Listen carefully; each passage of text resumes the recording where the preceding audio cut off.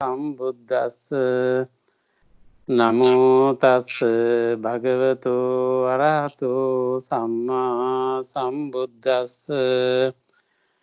නමෝ තස් භගවතු අරහතෝ සම්මා සම්බුද්දස්ස. සියලු දෙනාටම තෙරුවන් සරණයි. අපි ඊයේ සතියේ සාකච්ඡා කරමින් හිටියේ ආර්ය අෂ්ටාංගික මාර්ගය ගාව අපි නැවැත්තුවේ. මම කිව්වා මේ ආර්ය අෂ්ටාංගික මාර්ගයේ සම්බන්ධයෙන් මගේ දේශනය බලන්නට කියලා.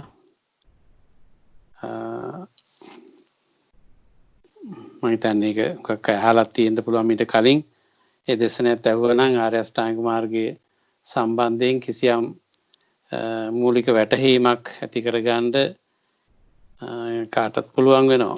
මොකද අපි එතෙන්දි බලාපොරොත්තු වෙන්නේ දැන් ආර්ය අෂ්ටාංගික මාර්ගය කියන එක අපි කවුරුත් දන්න දෙයක්. පොඩි කාලේ ඉඳන්ම අපිට ඔක කටපාඩම් අපි කියලා අහලා බොහෝ වාරයක් ওই ගැන අහලා කියලා තියෙනවා.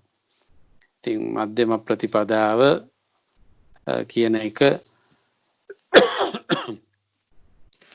නිවන සඳහා යොමු වෙච්චි ආර්ය ප්‍රතිපදාව හැටියට ආර්ය අෂ්ටාංගික මාර්ගයේ ලොකු වැදගත්කමකින් අපි සාකච්ඡා කරනවා. නමුත් එහි තියෙන ප්‍රායෝගික අර්ථයයි අපිට දැනගන්න හඳුනා ගන්න අවශ්‍ය වුණේ. එතෙන්දී මම එදත් කතා කළා. ඒක නැවත නැවතත් අපි කතා කළාට කමක් නැහැ. මොකද අපිට මේක තහවුරු වෙන්න ඕනේ, හොඳට පැහැදිලි වෙන්න ඕනේ. මිනිස් මනසක තියෙන සැබෑ ක්‍රියාකාරීත්වය තමයි ආර්ය අෂ්ටාංගික මාර්ගය.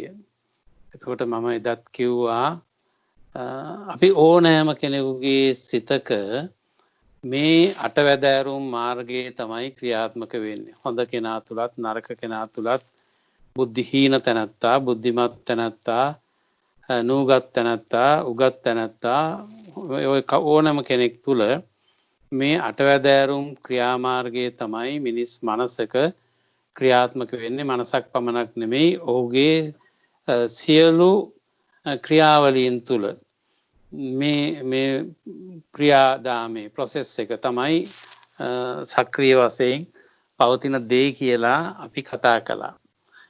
ඒකෙදි අපි කිව්වා මේක හොඳ පැත්තට හැරුණාම ඒකට අපි සම්මා කියන වචනේ භාවිතා කරනවා, වැරදි වුණාම මිච්ඡා කියන වචනේ භාවිතා කරනවා කියලා.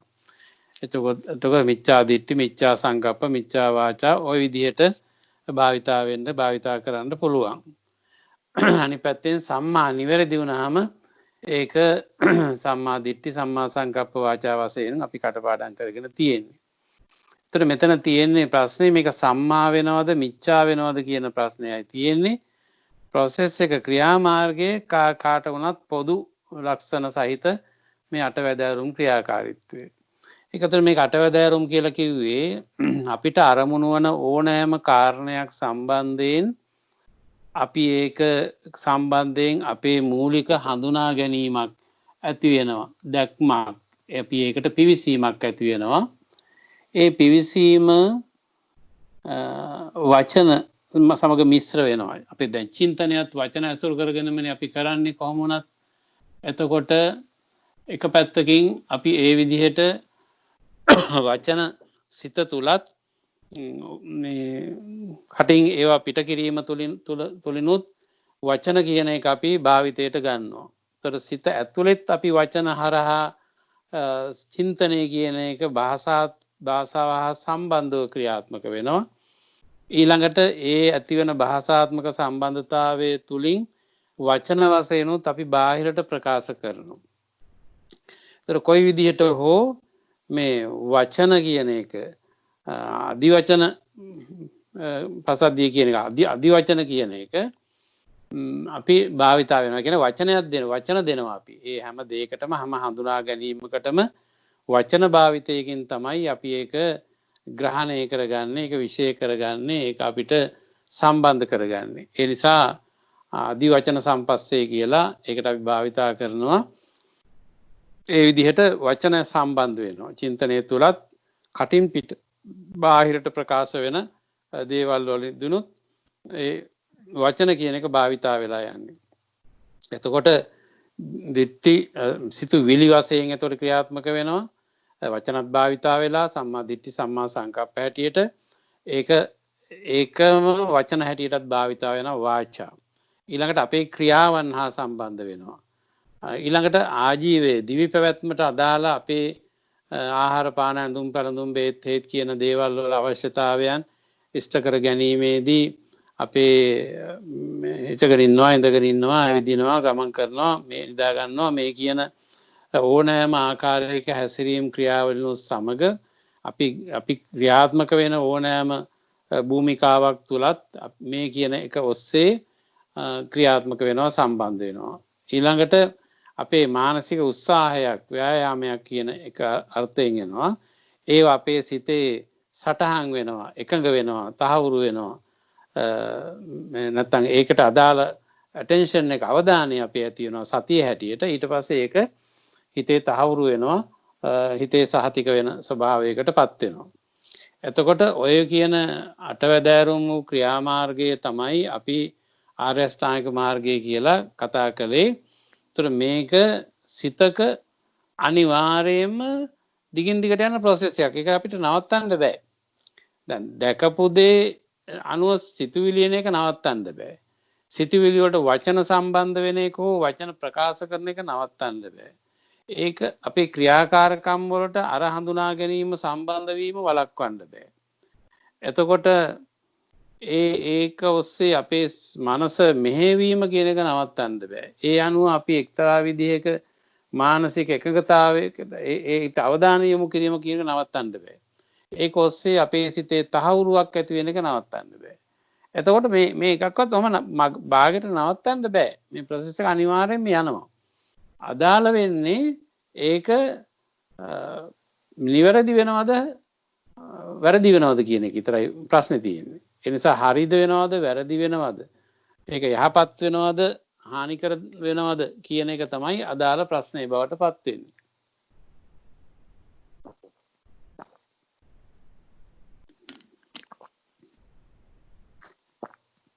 ඒ නිසා බුදුරජාණන් වහන්සේ මේ කියන කාරණය ලෝකේ ප්‍රථම වරට මෙන්න මෙහෙම තමයි මිනිස් මනසක ක්‍රියාකාරීත්වය සිද්ධ වෙන්නේ කියන එක තමයි උන්වහන්සේ පැහැදිලි කරලා දුන්නේ. එතකොට ඒ ක්‍රියාවලිය අපිට කොයිතරම් දුරට නිවැරදි කරගන්න පුළුවන්ද හරි විදියට පවත්වන්න පුළුවන්ද කියන එක තමයි වැදගත් වෙන කාරණේ බවට පත් වෙන්නේ. එතකොට එහිදී අපි එකක් තව සැලකිලට ගන්න ඕනේ. දැන් මේවා මම අර සූත්‍රය අහලා තියෙනවා කියන අර්ථයෙන් මම හිතන්නේ හැම කෙනෙක්ම වගේ අහලා තියෙනව නේද? අහලා ඇතිනේ. ඒ අර්ථයෙන් ඉඳන් මම මේ කතා කරන්නේ. එතකොට එතෙන්දී වැඩි වැදගත්කමක් තියෙන කාරණයක් තියෙනවා.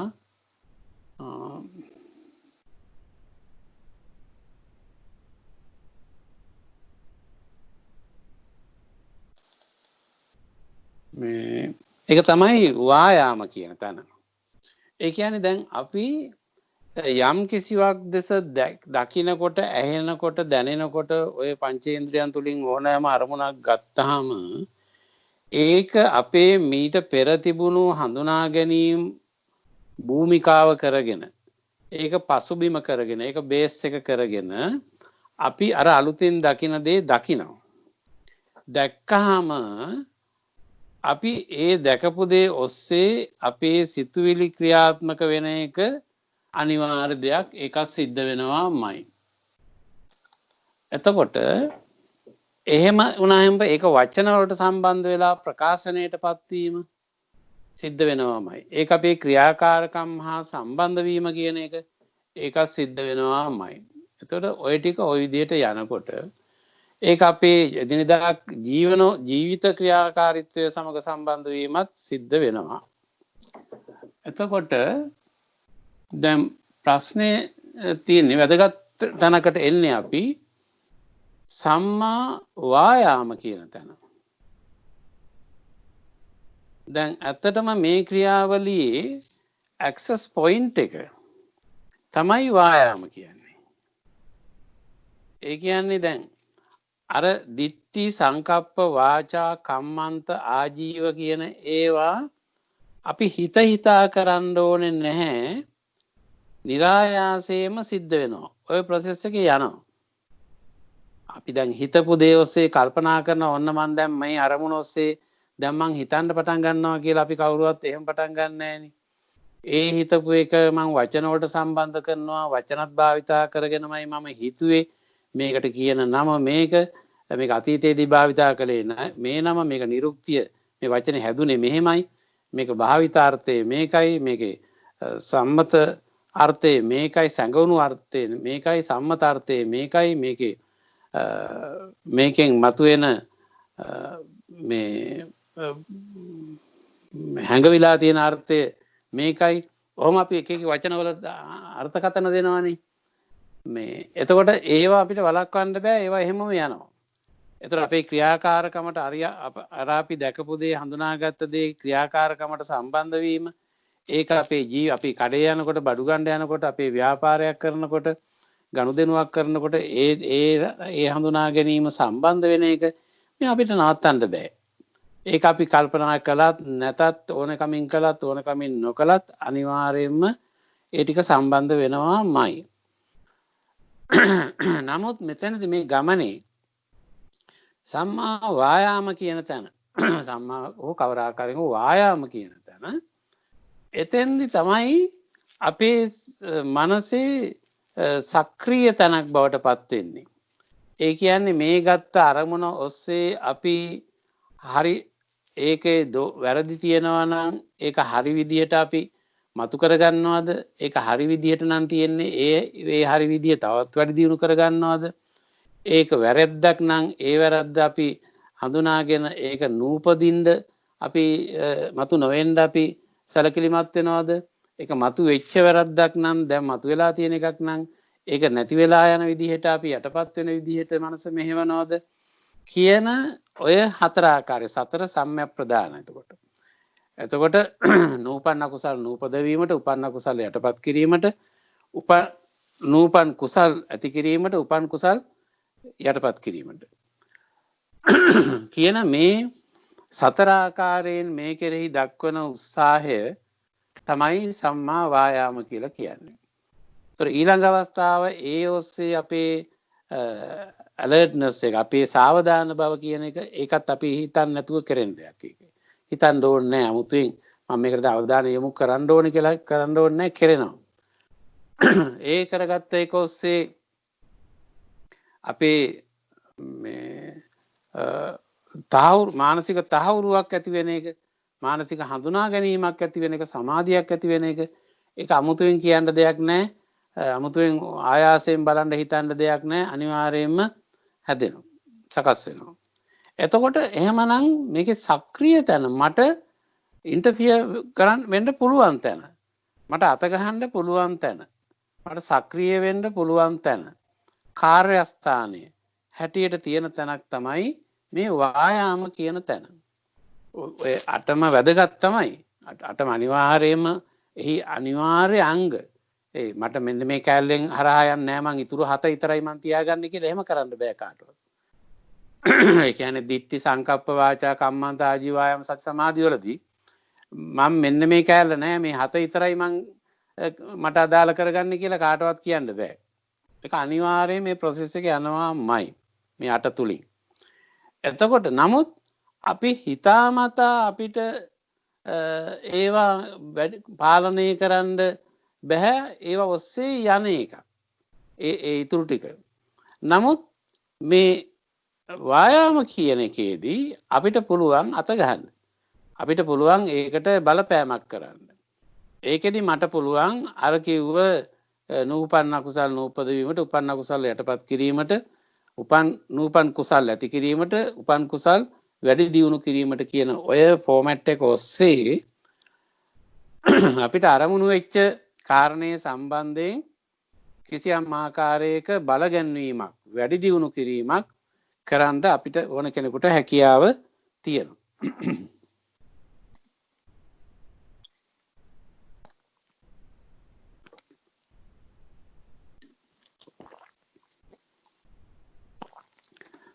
එනිසා යම් කිසි කෙනෙක් සචේතනිකව සිහියෙන් යුක්තව කල්පනාවෙන් යුක්තව තමන්ට අදාළ වෙච්ච අරමුණ කාරණය ඔස්සේ යම් කිසි ආකාරයක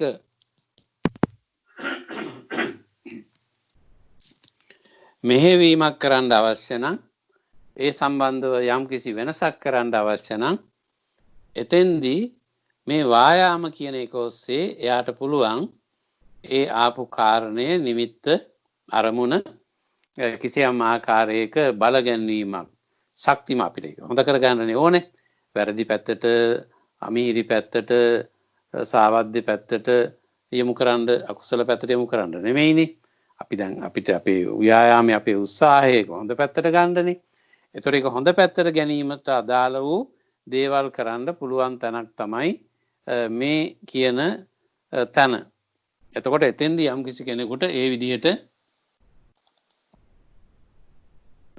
ක්‍රියාමාර්ගය ගන්න පුළුවන්කම තියෙනවා. මම දැන් මේකට අනික් ලයින් එකට යන්නම්. මම මේ ලැප්ටොප් එකකින් ගන්න එකට මම මාරු වෙනවා මම තියලා අපව ගන්නම්. රෙකෝඩින් එක පොඩ්ඩක් සකස් කරගන්න වෙයි. එතකොට හොඳයි. මේ ආර්ය අෂ්ටාංගික මාර්ගය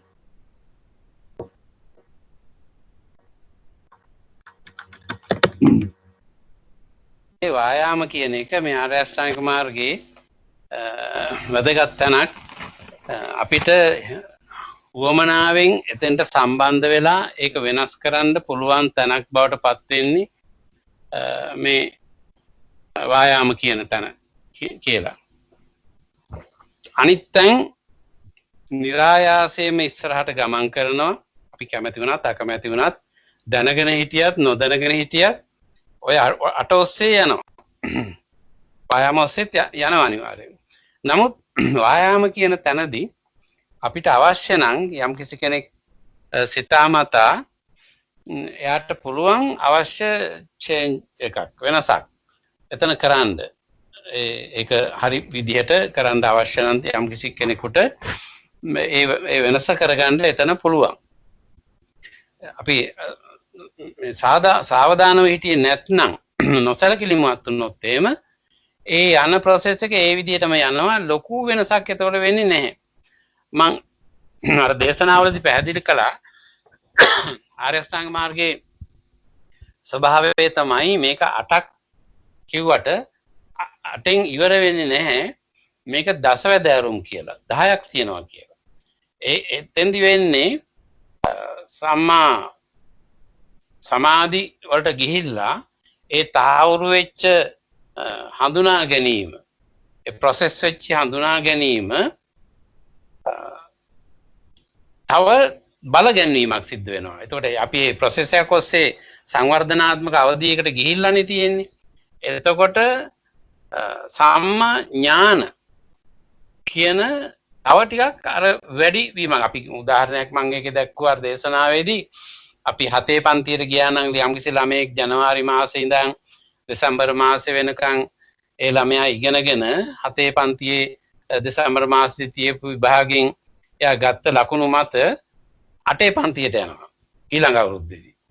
ඒතර 8 පන්තියට යන්නේ මීට පෙර පාසලේ ඉඳන් 1 2 3 4 5 6 7 කියන පන්ති වලට 6ට ඇවිල්ලා ඊට පස්සේ ඒ 6 දැනුම තියාගෙන 7 ඉඳන් 7 ජනවාරි මාසේ ඉඳන් දෙසැම්බර් දක්වා ඉගෙන ගත්ත ටිකයි අර පෙර පාසලේ දෙමාපියන්ගෙන් ඇහිච්ච වචන වලින් ධම්ම ඒ සමස්තයේ එකතුව හැටියට ඔක්කොම අරගෙන තමයි එයා ඊළඟ අවුරුද්දේ ජනවාරි මාසයේදී 8 පන්තියට යන්නේ. අර පෙර හඳුනාගත්ත ඉගෙනගත්ත දැනගත්ත ඔක්කොම දේවල් ටිකත් එක්ක. ඔය වගේම ක්‍රියාවලියක් අපේ මනසේ සිද්ධ වෙනවා. අපි මෙතෙක්කල් අපේ මනස හැසිරවීම තුළින් ලබාගත් සියලුම දේවල් ටික එක්ක තමයි අපි ඊළඟ මොහොතේ ඊළඟ භවයට යන්නේ. මේ භවය කියලා මම කතා කරේ මැරිලා ඊළඟට යන එක නෙමෙයි. ඒකත් භවයක් තමයි. ඊළඟ භවයක් තමයි. ධර්මානුකූලව ඕනෑම අවස්ථාවක සංසිද්ධියෙන් සංසිද්ධියට ඉවෙන්ට් එකෙන් ඉවෙන්ට් එකට හැම වෙලේම අපි ඊළඟ භවයකට තමයි යන්නේ. ඒ කියන්නේ අපි මේ භව ගමනේ හැම විටම නිරන්තරයෙන්ම කන්ටිනියස්ලි අපි ඉස්සරහට යමින් ඉන්නේ. ඒ හැම අවස්ථාවකදීම භවයෙන් භවයට යෑමක් තමයි තියෙන්නේ. ඒ විදිහටම අර මරණයේදී තව භවයකට යෑමයි සිද්ධ වෙන්නේ. ඔක ලොකු වෙනසක් නෑ උතන. ඒතර ඒ නිසා මේ කියන ඊළඟ අදියරට යෑම මේ ඊළඟ භවයකට යෑම සිද්ධ වෙන්නේ අර මෙතෙක් අපි රැස් කරගත්ත සියලු දේවල් හා අවසානයේට අපි සම්බන්ධ වුණු අරමුණ කියන එකත් එක්ක මිශ්‍ර වෙලා සම්බන්ධ වෙලා තමයි ඊළඟ අදියරට යන්නේ. එහෙම ගියාම අර තිබිච්ච අවබෝධයේ අර තිබිච්ච මානසික ප්‍රවාහයේ තව ඊළඟ මේ අවස්ථාවක් අධිචිත්ත. එතකොට එහෙම නැත්නම් තවත් පොඩ්ඩක් ඉදිරියට බල ගැන්වීමක් ඇති වෙනවා. එතකොට ඒ බල ගැන්වීමක් හැටියට ඇති වුණාම ඒ බල ගැන්වීමත් සමග අර ඊට කලින් තිබුණු දෝෂයන් ටික අපි ඉවත් කළා. අඩුපාඩු ටික අයින් වුණා. එතකොට අඩුපාඩු ටික අයින් වුණාම ඒ අඩුපාඩු වලින් අපි මිදුණා. එතකොට විමුක්තිය කියලා කියන්නේ අර පරම විමුක්තිය වූ නිර්වාණයට පැමිණියා කියන අර්ථයම නෙමෙයි. ඒ සිද්ධිය සම්බන්ධයෙන් ඒ කාරණේ සම්බන්ධයෙන් ඒ තමාට ප්‍රස්තුත වෙච්ච කාරණේ සම්බන්ධයෙන් තිබිච්ච යම්කිසි ගැටලුවක් දෝෂයක් බරක් තිබුණා නම් ඒ ගැටලුව දෝෂය බරෙන් මිදුණා. ඒ මිදීම තමයි එතන විමුක්ති කියලා කියන්නේ. සම්මා ඥාන සම්මා විමුක්ති. එතකොට අධිචිත්ත අධිප්‍රඥා කියලා වචනේත් භාවිතා කරන්න පුළුවන් මේක. අධිචිත්ත අධි ප්‍රඥා කියලා. එහෙම කිව්වත් ඒකමයි කියවෙන්නේ. ඒතර අධිචිත්ත අර තිබිච්ච කොන්සස්නස් එක මේ තිබිච්ච මානසික ප්‍රවාහයේ තව බල ගැන්වීමක් ඇති වුණා. එතකොට අධිචිත්ත වුණා. එතකොට අධිප්‍රඥා කියලා කියන්නේ අර දැකීමේ මේ ස්ටෑන්ඩඩ් එක දකින්න තත්වයේ තව දැන් ඊට ඉහළටපත් වුණා. ඒක ප්‍රඥා මූලිකයි. ඒතර ප්‍රඥා මූලිකව ආවම තවත් වෙනත් බල ගැන්වීමක් සිද්ධ වුණේ. එතකොට අධිචිත්ත අධිපඤ්ඤා හැටියට ඕ සම්මා ඥාන සම්මා විමුක්ති කිව්වත් ඒත් ඒකමයි කියවෙන්නේ. ඒතර අධිචිත්ත අධිපඤ්ඤා විදිහට මේක හඳුන්වන්නත් පුළුවන්. සම්මා ඥාන සම්මා විමුක්ති කියලා හඳුන්වන්නත් පුළුවන්. ඒතර විමුක්ති කියලා කිව්වොත් එහෙම එතෙන්දී අදහස් වෙන්නේ අර කලින් තිබුච්ච අනාවබෝධය කලින් තිබිච්ච දෝෂ සහගත බව වැරදි සහගත භවයේ මිදිලා ඊළඟ හොඳ මට්ටමකට ගියාම අර කලින් තිබිච්ච දෝෂයන්ගෙන් මිදුණානේ. ඒ මිදීමට කියනවා විමුක්ති කියලා. හැම විටම එහෙම තමයි වෙන්නේ. විමුක්ති කියලා කියන වචනේ තේරුම ඒ කලින් තිබිච්ච දෝෂ ටිකෙන් වැරදි ටිකෙන් හිත නිදහස් වුණා මිදුණා කියන එක. මිදිලා ඊළඟ හොඳ තත්වයකටපත් වුණා. ඒතර සම්මා ඥාන සම්මා විමුක්ති කිව්වත් අධිචිත්ත අධිපඤ්ඤා කියලා කිව්වත් ඒ දෙකෙන්ම අදහස් වෙන්නේ ඔය කියන වෙනසක් එතෙන්දි සිද්ධ වෙනවා කියන එකයි. ඒක සිද්ධ වෙන්නේ එතකොට ආර්ය අෂ්ටාංග මාර්ගයේ තුල හැසිරීම මගිනුයි ඒක. එතකොට ඒ ප්‍රොසෙස් එක යනවා. එතකොට අර සංවිධිත මෙහෙයු භාවිත මනසක් කියන ඒ වචන වලින් අපි හඳුනාගෙන මෙහෙවන සිතක් තියෙන කෙනෙකුට මේක වේගයෙන් ඉස්සරහට ගෙනියන්න පුළුවන්. අර අයාලේ අනායාසයෙන් නොදැන ඔහේ යන සිතකට වැඩිය අයාලේ යන සිතකට වැඩිය අර ඕනකමින් මෙහෙවන අපි එකට කියනවා භාවිත සිත කියලා. එතකොට ඒ බඳු භාවිත සිතක් ඇති කෙනෙකුට මේක වේගයෙන් ඉස්සරහට ගෙනියන්න පුළුවන්කම ඇති වෙනවා. ඒතර ඒක යාට වාසියක්. ඒ පුද්ගලයාට වාසියක් වෙනවා. මොකද ඕනකමින් වේගයෙන් එහෙම යන්න පුළුවන්කම. එහෙම නැති වුණොත් එහෙම එයාම දන්නේ නැතුව ඔහේ නිකාම්ම ඒ සිත යම් මට්ටමක සංවර්ධනයක් වෙමින් සිද්ධ වෙනවා. නමුත් ඒක බොහෝ කාලයක් ගන්න සතුන්ගේ මනස වාගේ එතකොට. ඒක සංවර්ධනය වෙන්න අතිශය දීර්ඝ කාලයක්. ඒකට අපේ අවුරුදු වලින් ගත්තොත් එහෙම අවුරුදු දසදහස් ගානක ක්‍රියාවලියක් කින් පස්සේ සිද්ධ වෙන්න එකක් වෙන්න පුළුවන් ඒ පරිණාමනේ. ඒතර අන්නේ විදිහට එතකොට සිහි ඇතිව කල්පනාවෙන් සිත මෙහෙවන තැනත්තාට ඕන කමින් අර සිත මෙහෙवला බලගන්නවලා ඉස්සරහට ගන්න පුළුවන්කම තියෙනවා. ඒතර මෙන්න මේ වාසිය මෙතන තියෙනවා මේ ආර්ය අෂ්ටාංගික මාර්ගයේ ගමන් කිරීම තුලින්. ඒ නිසා ආර්ය අෂ්ටාංගික මාර්ගය කියන මාතෘකාව මෙතෙන් දාපු නිසා මම ඒ කාරණේ පැහැදිලි කළේ. මම හිතන්නේ ඔබට පැහැදිලි ඇති අර දේශනාවත් ඇහුවනම් එහෙම ඔබට මේ කියන කාරණේ ඊටාම් පැහැදිලි වෙනවා. තාමත් ඇහුවේ නැත්නම් එහෙම ඔබ ඒක අහලා බලන්න.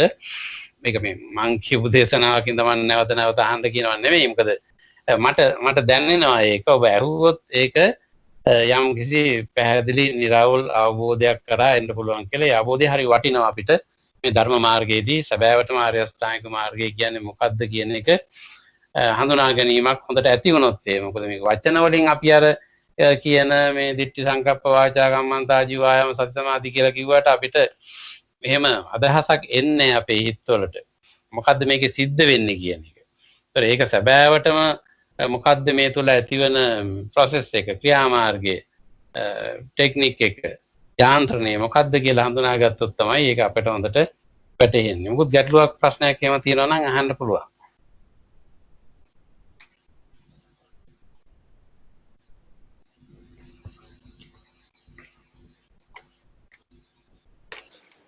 ස්වයංස මේ සම්මා ඥාන කියනකොට එතන විශේෂ මොතරී ඥානයක්ද උද්‍යප්ප ඥාන වගේ එහෙම විශේෂයක්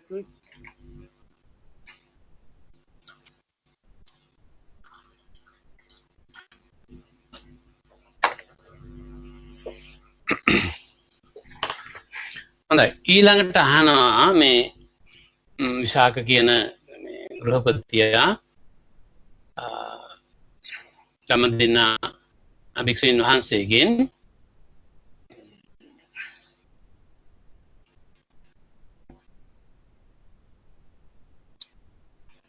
is the noble eight මෙතන තියෙනවා මේ ස්ක්‍රීන් එකේ මෙතෙන්ට අපි එන්නේ. Is the noble eightfold path fabricated or unfabricated?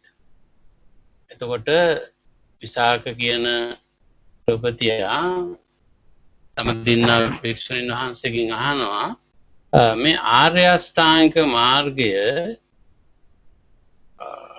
සංකතද අසංකතද කියලා. එතකොට fabricated or unfabricated. The noble eightfold path is fabricated. එතකොට මේ noble eightfold path එක fabricated සංකතයි කියලා කියනවා. And are the three aggregates of virtue, concentration and discernment included under the noble eightfold path, lady, or is the noble eightfold path is included under the three aggregates? එතකොට දැන් මෙතෙන්දී අහන්නේ මේ ආර්ය අෂ්ටාංගික මාර්ගය කියන එක සංකත හෝ ඒකේ අර්ථය අපි සංකත කියලා කියන්නේ හේතුන් නිසා හටගත් කියන එක. ඒ කියන්නේ ඒක ආර්ය අෂ්ටාංග මාර්ගයක් සකස් වෙන්න පදනමක් තියනවාද? හේතුන් තියනවාද? කාරණා තියනවාද? උපනිශ්‍රය වෙච්ච දෙයක් තියනවාද කියන එක තමයි මේ fabricated කියන එකෙන් අදහස් වෙන්නේ. හේතුන් නිසා හටගත් එකක් කියන එක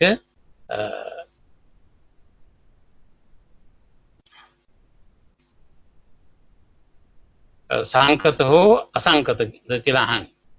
එතකොට මේ අරියෝ පනායිය අට්ටංගිකෝ මග්ගෝ සංකතෝ උදාහු අසංකතෝති.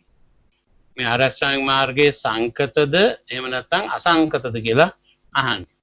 අරියෝකෝ ආවසෝ විසාක අට්ටංගිකෝ මග්ගෝ සංකතෝ. එතකොට පිළිතුරු දෙනවා මේ ආර්ය අෂ්ටාංගික මාර්ගයේ සංකතයි කියලා. එතකොට සංකත කියලා කියන්නේ සංකත කියන වචනේ තේරුම දැන් සාමාන්‍ය අර්ථයෙන් කියනවා අපි උපාදෝ පඤ්ඤායති වයෝ පඤ්ඤායති තිතසඤ්ඤතත්තම් පඤ්ඤායති කියන එක සංකත ධර්ම වල ලක්ෂණ හැටියට දක්වන්නේ. ඒක තව විදිහට කිව්වොත් එහෙම යමක් ඇති වෙන්න අදාළ වෙච්ච හේතු සාධක තියනවාද මොකක් නිසාද මේක ඇති වුණේ කියලා කියන්න පුළුවන් නම් ඒක සංකතයි. මොකක් නිසාද මේක ඇති වුණේ කියලා කියන්න බැරි ඒවට කියනවා අපි අසංකතයි කියලා. ඒතර මේ ලෝකේ මුළු විශ්වය තුළම තියෙන හැම දෙයක්ම සංකත ධර්ම. එකම අසංකත ධර්මයේ අපි හැටියට ධර්මයේ හඳුන්වන්නේ නිබ්බාන නිර්වාණ. ඒතර නිර්වාණය තමයි අපිට අසංකත ධර්මයක් හැටියට හඳුන්වන්නේ. අනික් සියලු දේවල් සංකත ධර්ම. ඒතර ඒ නිසා හේතුන් මත පදනමක් මත යම් සාධකයන් හේතු වෙලා යමක් සිද්ධ වෙනකොට අපි කියනවා ඒවට සංකත ධර්ම කියලා. ඒ අනුව මේ Noble Eightfold Path එක එහෙම නැත්නම් ආර්ය අෂ්ටාංගික මාර්ගය සංකතද අසංකතද fabricated or unfabricated කියලා අහන්න. එතකොට ධම්මදින්නා මේන්නාසේ උත්තර දෙනවා මේක සංකත ධර්මයක් කියලා. ඇයි සංකත ධර්මයක් නම් එතකොට ඊළඟට අහනවා and are the three aggregates of virtue, concentration, discernment included under the Noble Eightfold Path? Lady, or is the Noble Eightfold Path included under the three aggregates? එතකොට සාකහනවා මේ ආර්ය අෂ්ටාංගික මාර්ගයේ තුල මේ සීල සමාධි ප්‍රඥා කියන මේ කර්ම තුන තියනවාද? එහෙම නැත්නම් සීල සමාධි ප්‍රඥා කියන මේ කර්ම තුන තුල ආර්ය අෂ්ටාංගික මාර්ගය තියනවාද කියලා. එතකොට එහෙම ඇහුවාම ධම්මදින්නා වෙනාන්සේ උත්තර දෙනවා the three aggregates are not included under the Noble Eightfold Path, friend Visaka, but the Noble Eightfold Path is included under the three aggregates. එතකොට right speech, right action. දැන් ඊළඟට කියනවා මේ සීල සමාධි ප්‍රඥා කියන මේ ශික්ෂා තුන තුල තමයි ආර්ය අෂ්ටාංගික මාර්ගය කියන එක සංවිධානය වෙන්නේ, සකස් වෙන්නේ. ධම්මදින්නා වෙනාසේ කියන්නේ right speech, right action, right livelihood come under the aggregate of virtue. එතකොට සීල කියන ශික්ෂාව යටතට වැටෙනවා සම්මා වාචා, කම්මන්ත, ආජීව කියන ඒවා වැටෙනවා සීල කියන ශික්ෂාව යටතට. සීල කියන එකට right effort, right mindfulness. එතකොට and right concentration come under the aggregate of concentration. එතකොට right effort, right mindfulness, right concentration. Samma vayama, sati, samadhi කියන ඒ තුන වැටෙනවා සමාධි කියන ශික්ෂාවට වැටෙනවා. right view, right resolve come under the aggregate of discernment. එතකොට සම්මා දිට්ඨිය හා සම්මා සංකප්පය කියන දෙක ඇති වෙනවා ප්‍රඥා කියන ශික්ෂාවට. ඒතර ප්‍රඥා, සීල, සමාධි කියන මේ ත්‍රිශික්ෂාවයි ඇති වෙන්නේ. එතකොට ත්‍රිශික්ෂාව තුලට අන්තර්ගත වෙනවා ආර්ය අෂ්ටාංගික මාර්ගය. ආර්ය අෂ්ටාංගික මාර්ගයේ තුල ත්‍රිශික්ෂාව තියෙනවා නෙමෙයි. ත්‍රිශික්ෂාව තුල ආර්ය අෂ්ටාංගික මාර්ගය සංවිධානය වෙනවා, සකස් වෙනවා. ඒතර මූලිකත්වය ලැබෙන්නේ ප්‍රඥා, සීල, සමාධි කියන මේ කර්ම තුනට. ඒතර මේ කර්ම තුන විග්‍රහ වෙන්නේ ආර්ය අෂ්ටාංගික මාර්ගය තුලින්. ඒතර ඒ නිසා ත්‍රිශික්ෂා තුල තමයි ආර්ය අෂ්ටාංගික මාර්ගය සමන්විත වෙන්නේ, සකස් වෙන්නේ කියලයි මේ පැහැදිලි කළේ. එතකොට මෙතන මේ දැන් මේ ප්‍රඥා සීල සමාධි කියලා කිව්වහම අපිට මෙතන තුනක් ශික්ෂාවන් තුනක් ඇති දකින්න තියෙනවා. බුදුරජාණන් වහන්සේ බොහෝ තැන්වල මේ සීල සමාධි ප්‍රඥා පිළිබඳව දේශනා කරලා තියෙනවා. ඒක හරි අර්ථවත් ගැඹුරු කාරණය. එතකොට අපිට එකක් අපි මෙතනදී සාකච්ඡා කළ යුතු දෙයක් තියෙනවා. අපේ අවධානයට යොමු වෙ යුතු දෙයක්. මේ ඔබ මීට කරුණුත් අහලා කියලා කතා කරලා ඇති සමහර විට. නමුත් මගේ යුතුයකමක් ඒවා මතක් කරලා අලුත් කරලා දෙන එක. ඒ නිසා මම කියන්නේ නොදන්න නිසාම කියනවා කියන අර්ථයෙන්ුත් නෙමෙයි. අපි ඒවා එක වචනයක් හෝ ඔබ හඳුනාගෙන තියෙන එකට වැඩිය යමක් අපිට ඇහුනොත් ඒක ප්‍රයෝජනවත් වෙන නිසා මම ඒක පැහැදිලි කරන්නේ. එතකොට අපිට අදහසක් එන්න පුළුවන් සීල සමාධි ප්‍රඥා කිව්වම මේකෙන් කෝකද මූලික වෙන්නේ කියලා. එහෙම නැත්නම් කෝකද වැදගත් වෙන්නේ කියලා. එහෙම නැත්නම් කෝකද ඉස්සරහින් තියෙන්න ඕනේ. පළවෙනිට එන්න ඕනේ කෝකද කියලා ඔහොම අපිට හිතෙන්න පුළුවන්. දැන් මේක අර ධම්මපදයේ තියෙන ගාථාවකක් තියෙනවානේ මේ සීල සමාධි ප්‍රඥා වලින් වැදගත් වෙන්නේ කෝකද මූලික වෙන්නේ වඩාත් බලවත් වෙන්නේ කෝකද කියන ප්‍රශ්නයක් වික්ෂුන් අතර ඇති වෙලා බුදුහාමුදුරන්ගේ ඇහුවා කියලා. එතකොට කායන සංවරෝ සාදු වාචාය සංවරෝ මනසා සංවරෝ සාදු සබ්බත් සංවරෝ කියලා බුදුන් වහන්සේ මේකට දෙන උත්තරේ තමයි කයින් සංවර වීමත් හොඳයි, වචනයෙන් සංවර වීමත් හොඳයි, මනසින් සංවර වීමත් හොඳයි. එතකොට මේ හැම එකක්ම හොඳයි. ඒ ඔක්කොගෙම සංවරණ එක වඩාත් හොඳයි. ඒ ඔක්කොගෙම සංවර වෙන්න ඕනේ කියලා. එතකොට දැන් ප්‍රශ්නේ ඇති වුණේ කායෙන් සංවර වීමද, වචනයෙන් සංවර වීමද, මනසෙන් සංවර වීමද වඩා වැදගත් කියන කාරණා. ඒතර බුදුරජාණන් වහන්සේ එහෙම කෝකද වඩා වැදගත් කියලා දේශනා කරන්න උත්සුකෝනේ නැහැ, උනන්දුනේ නැහැ. ඒ තුනම හොඳයි. තුනෙම සංවර වීම හොඳයි කියන අර්ථය තමයි බුදුරජාණන් වහන්සේ දැක්වුවේ.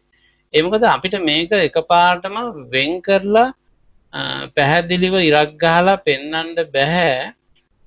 මේ කායනද වාචායද මනසාද කියන එක කෙනෙකුට වෙන් කරලා දක්වන්න අමාරුයි. අර නාම රූප වගේ තමයි.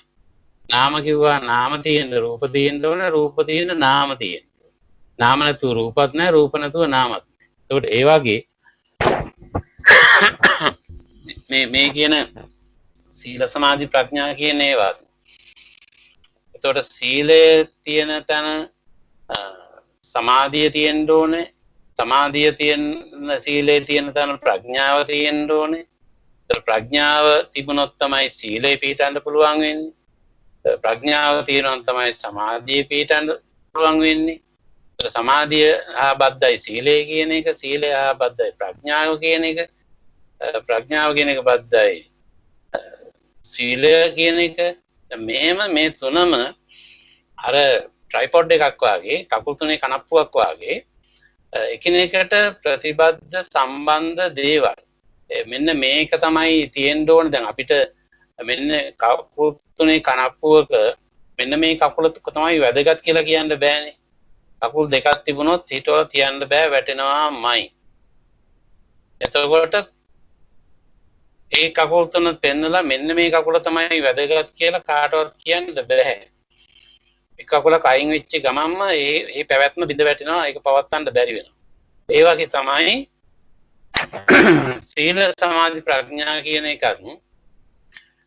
සීලය තමයි හරිම වැදගත්. සීලයට ප්‍රධානත්වය දෙන්න ඕන. සීලය නැතුව බෑ කියලා කෙනෙක් කිව්වට බෑ.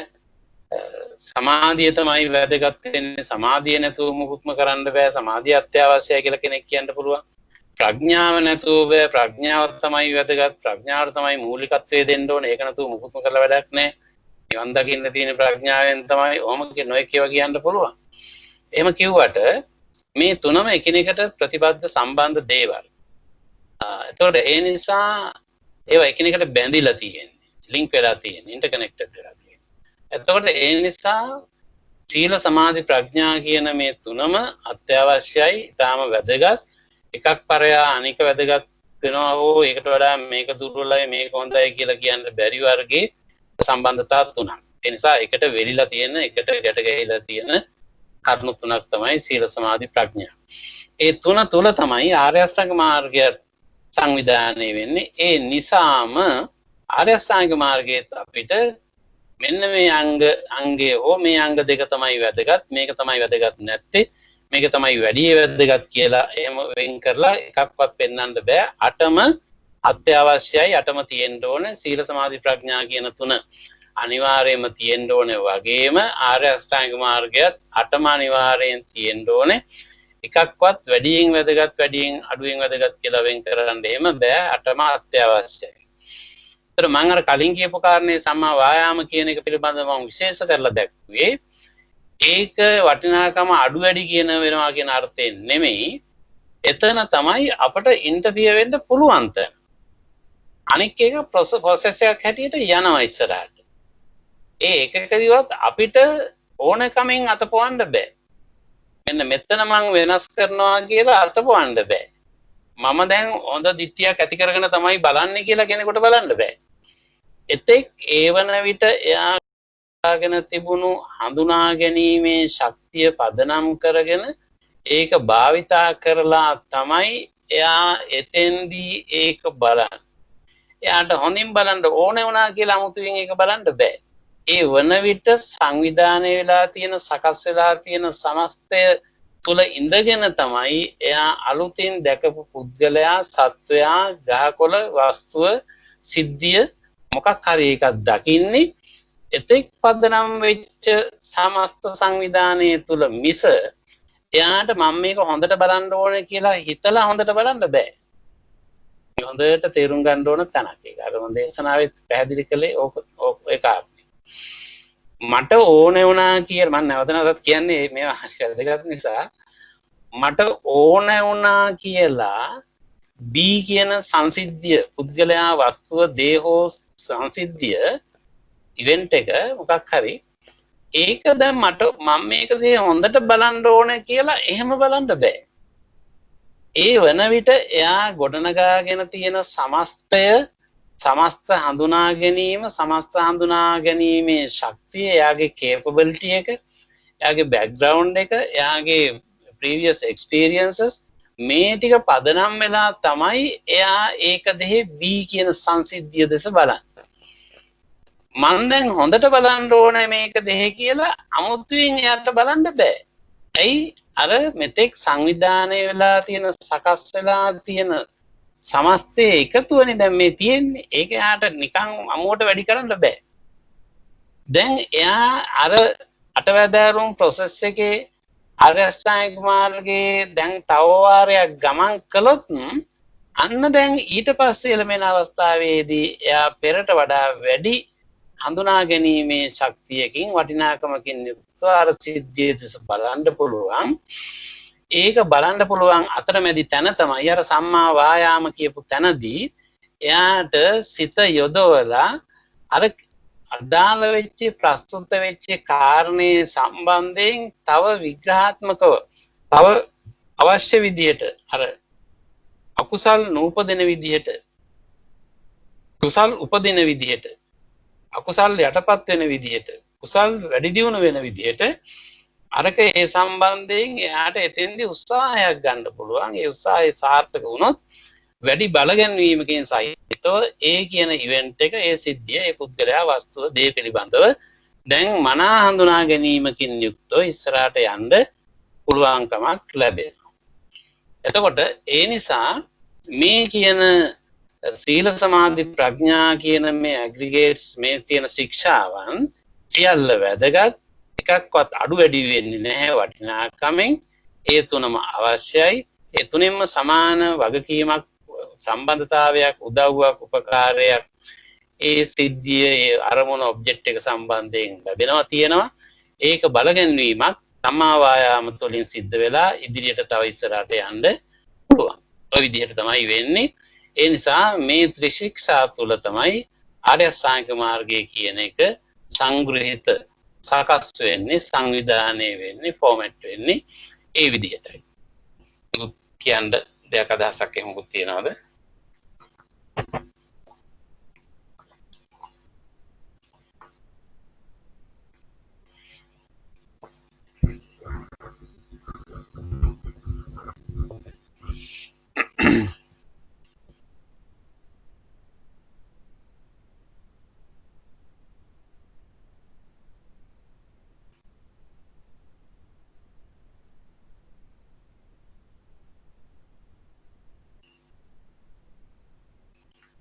ඊළඟට කියනවා the three aggregates are not included under the Noble Eightfold Path.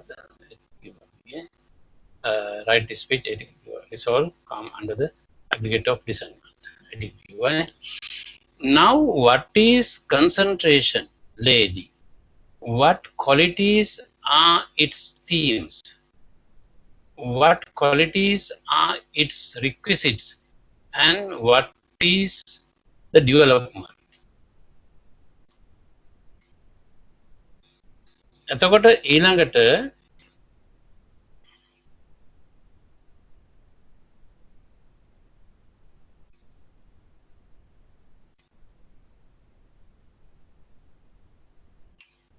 පාලියෙන් කියන්නේ මේ විදිහටයි මේක කතමෝ පනාය සමාධි කතමේ ධම්මා සමාධි නිමිත්තා කතමේ ධම්මා සමාධි පරික්ඛාර කතමා සමාධි භාවනාති එතකොට now what is the concentration, lady? What qualities are its themes? එතකොට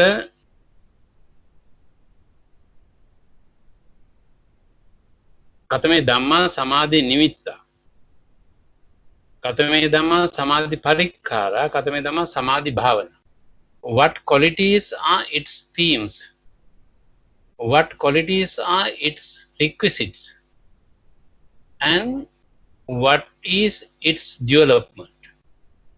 එතකොට ඒකේ සමාධි නිමිත්ත මේ සමාධියට පත්වීම සඳහා අදාළ වෙන නිමිත්ත හැටියට අදාළ වෙන්නේ කවර පසුබිමක්ද ඒකට අදාළ වෙන requisites පරික්ඛාර කියන වචනේ භාවිත වෙන්නේ what qualities are its ඒ කියන්නේ ඒකට උදව් වෙන උපකාරී වෙන කරුණු සාධක තමයි මේ requisites කියලා කියන්නේ පරික්ඛාර කියලා කියන්නේ යමක් සංවිධානයේ දැන් භික්ෂුන් වහන්සේලාට පරිස්කාර පූජා කරන්නේ ඒ කියන්නේ භික්ෂුන් වහන්සේගේ පැවැත්ම සඳහා අදාළ වෙන කවර හෝ දෙයක් ලබා ගන්නට හෝ ඒක පරිභෝග කරන්නට පහසු වෙන කිසියම් ආකාරයක උදව්වක් උපකාරයක් අද කාලයක් නේ ඕන දෙයක් අර මුදලින් ගන්න පුළුවන් නිසා ඒ විදිහට ඒ පූජා කරනවා කවර හෝ විදිහට අර අවශ්‍යතාවයේ තමන්ගේ අවශ්‍යතාවයේ සම්පූර්ණ කරගන්න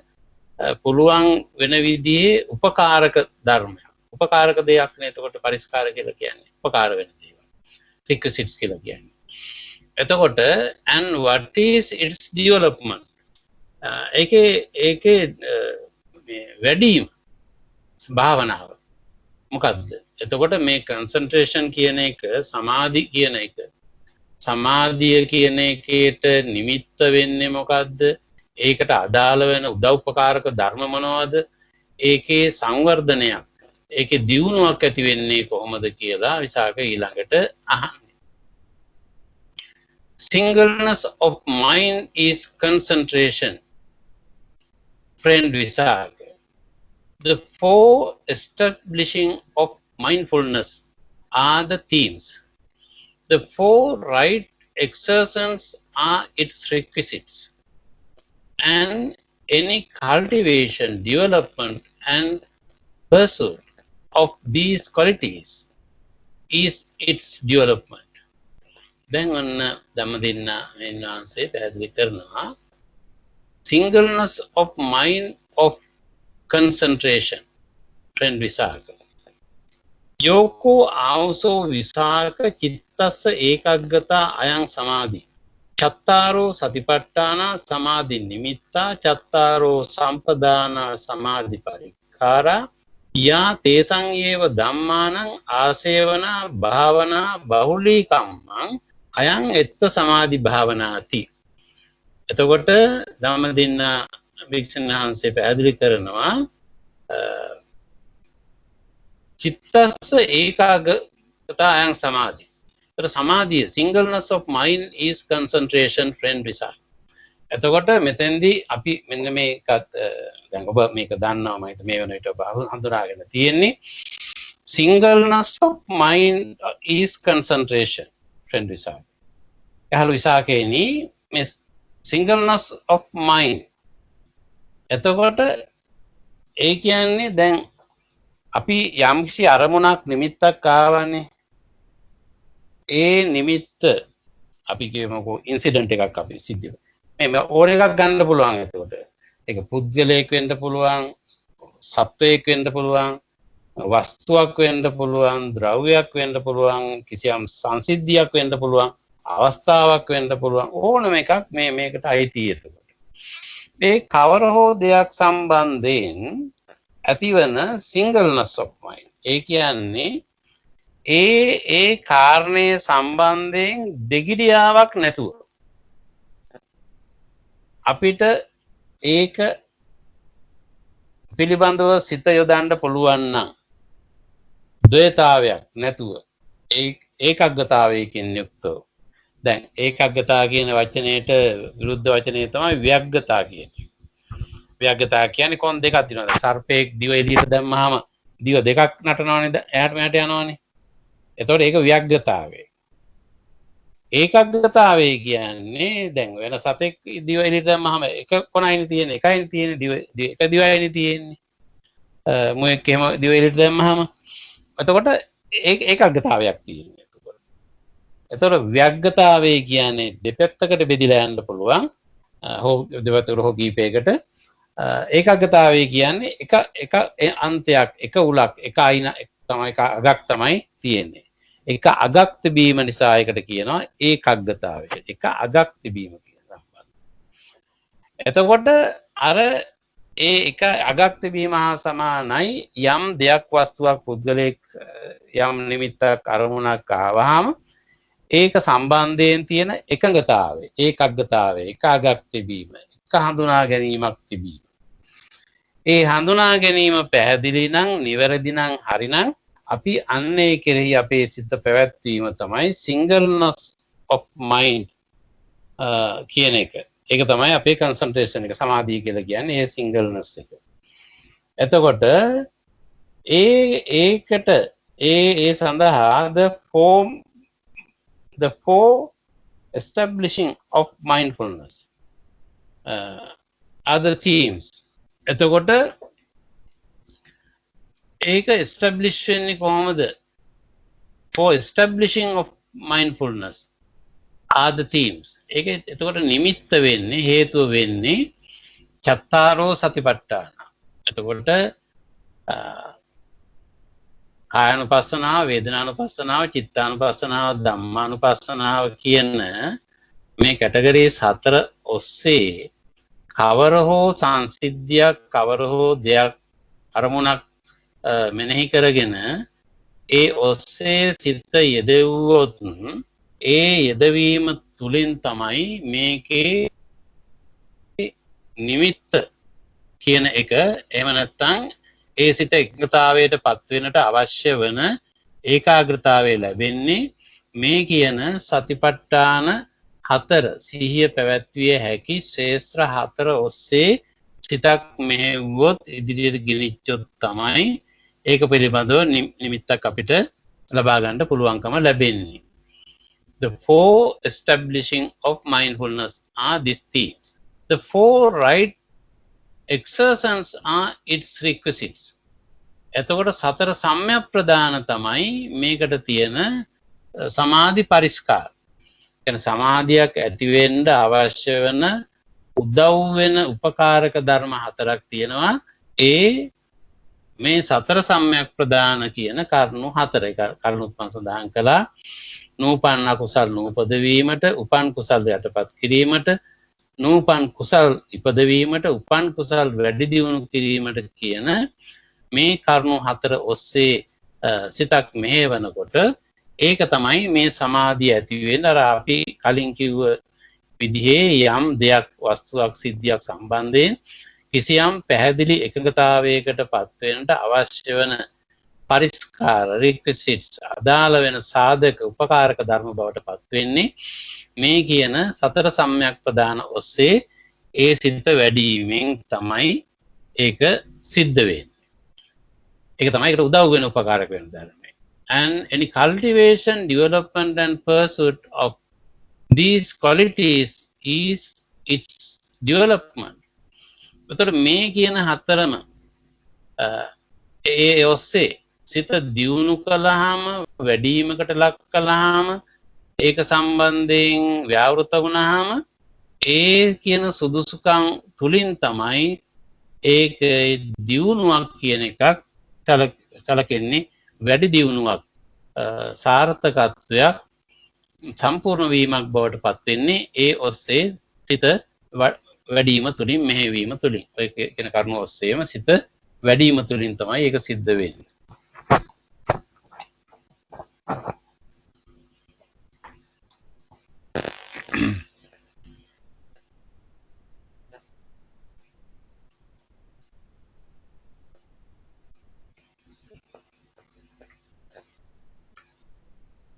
කියන්න දෙයක් එහෙම තියනවද?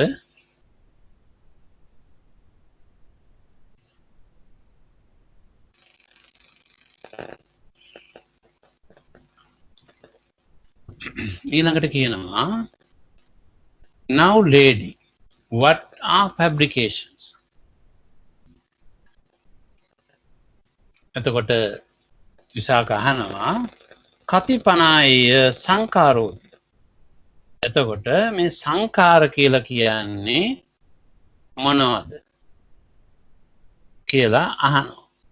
These three fabrications, friend Visaka, bodily fabrications, verbal fabrications, and mental fabrications. Tayome also Visaka Sankaro, Kaya Sankaro, Vachi Sankaro, Chitta Sankaroti. So Dhammadena Bhikshunanse පැහැදිලි කරනවා these three fabrications මේ සංකාර තුනක් තියෙනවා යහළු විසාකේනි. bodily fabrication කාය සංකාරය, verbal fabrication වචී සංකාරය, and mental fabrications චිත්ත සංකාරය. කාය සංකාරය, වචී සංකාරය, චිත්ත සංකාරය කියලා කොටස් තුනකට බෙදන්න පුළුවන්. But what are bodily fabrications? What are verbal fabrications? What are mental fabrications? ඊළඟට අහනවා කතමෝ පනාය කාය සංකාරෝ, කතමෝ වචී සංකාරෝ, කතමෝ චිත්ත සංකාරෝ. එතකොට අහනවා එහෙමනම් මොනවද මේ bodily fabrication? කාය සංකාර කියන්නේ මොනවද? වචී සංකාර කියන්නේ මොනවද?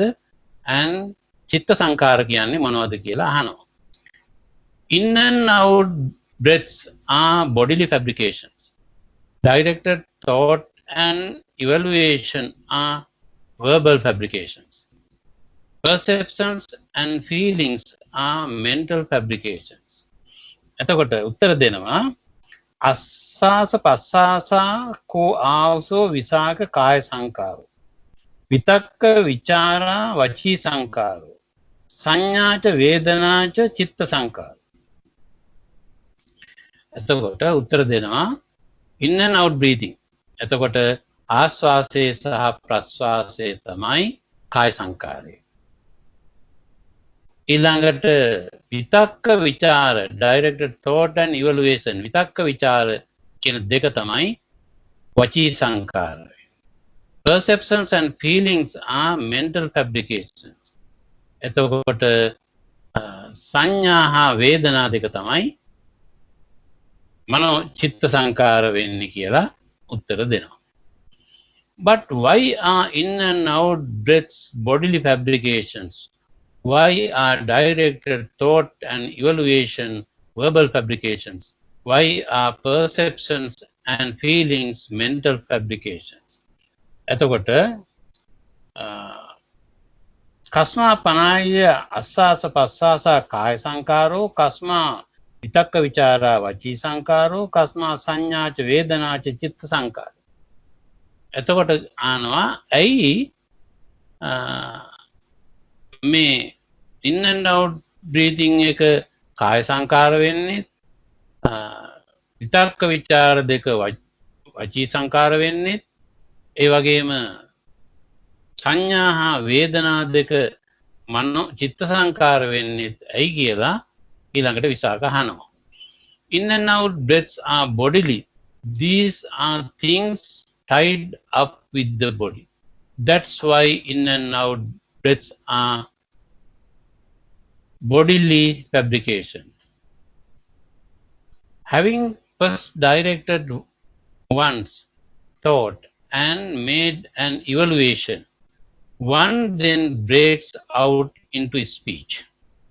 එතකොට විතර්කය having first directed one's thought and made an evaluation, එයා යම් කිසි ආකාරයකින් එයාගේ සිත යොදවලා ඒක සම්බන්ධයෙන්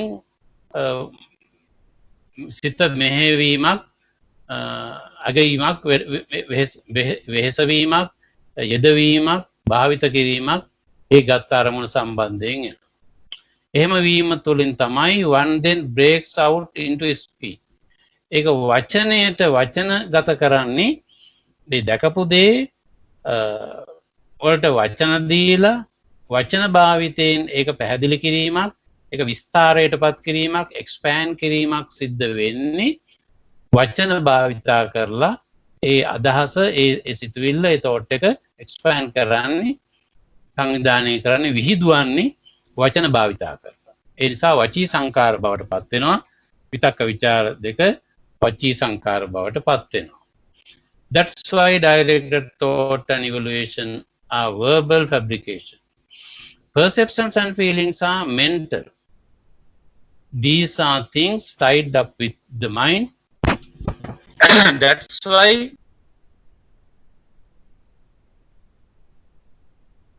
එතකොට සංඥා හා වේදනා ඒවා මානසිකයි. These are things tied up with the mind. ඒවා මනස හා සම්බන්ධ වෙච්ච බැඳිච්ච දේවල්. මනස හා බැඳිච්ච සංඥා හා වේදනා කියන ඒවා මනස හා බැඳිච්ච දේවල්. That's why perceptions and feelings are mental. ඒ නිසා තමයි මේ සංඥා හා වේදනාවන් මනෝ සංකාර බවට පත් වෙන්නේ. Now, lady, how does the attainment of the cessation of perception and feeling come about?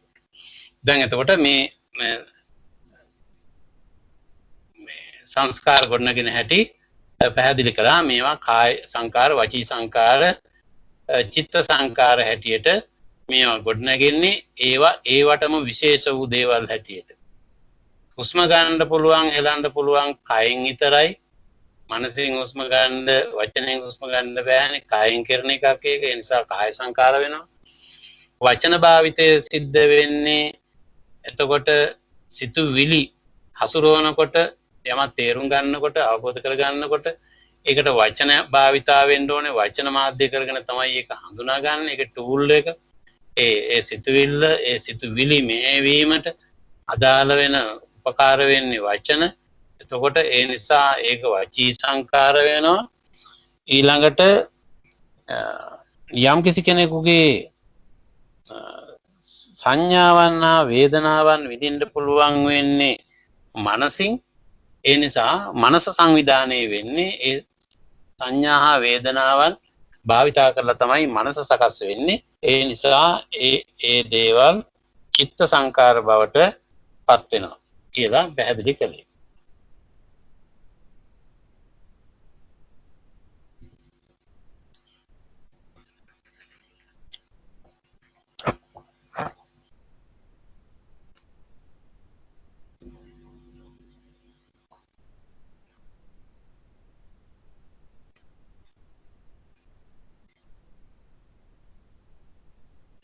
Now, lady, how does the attainment of the cessation of perception and feeling come about?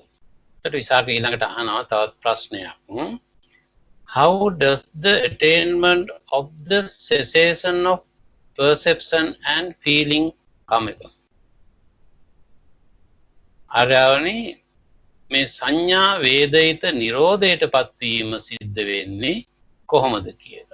How does the attainment of the cessation of perception and feeling සංඥා වේදිතයන්ගේ සංඥාවන් හා වේදිතයන්ගේ නිරෝධය cessation ඒ නිරෝධයට පත්වීම attainment එක වෙන්නේ කොහොමද කියලා විසාක අහනවා Dhammadinna මෙහෙණින්නාන්සේගෙන්.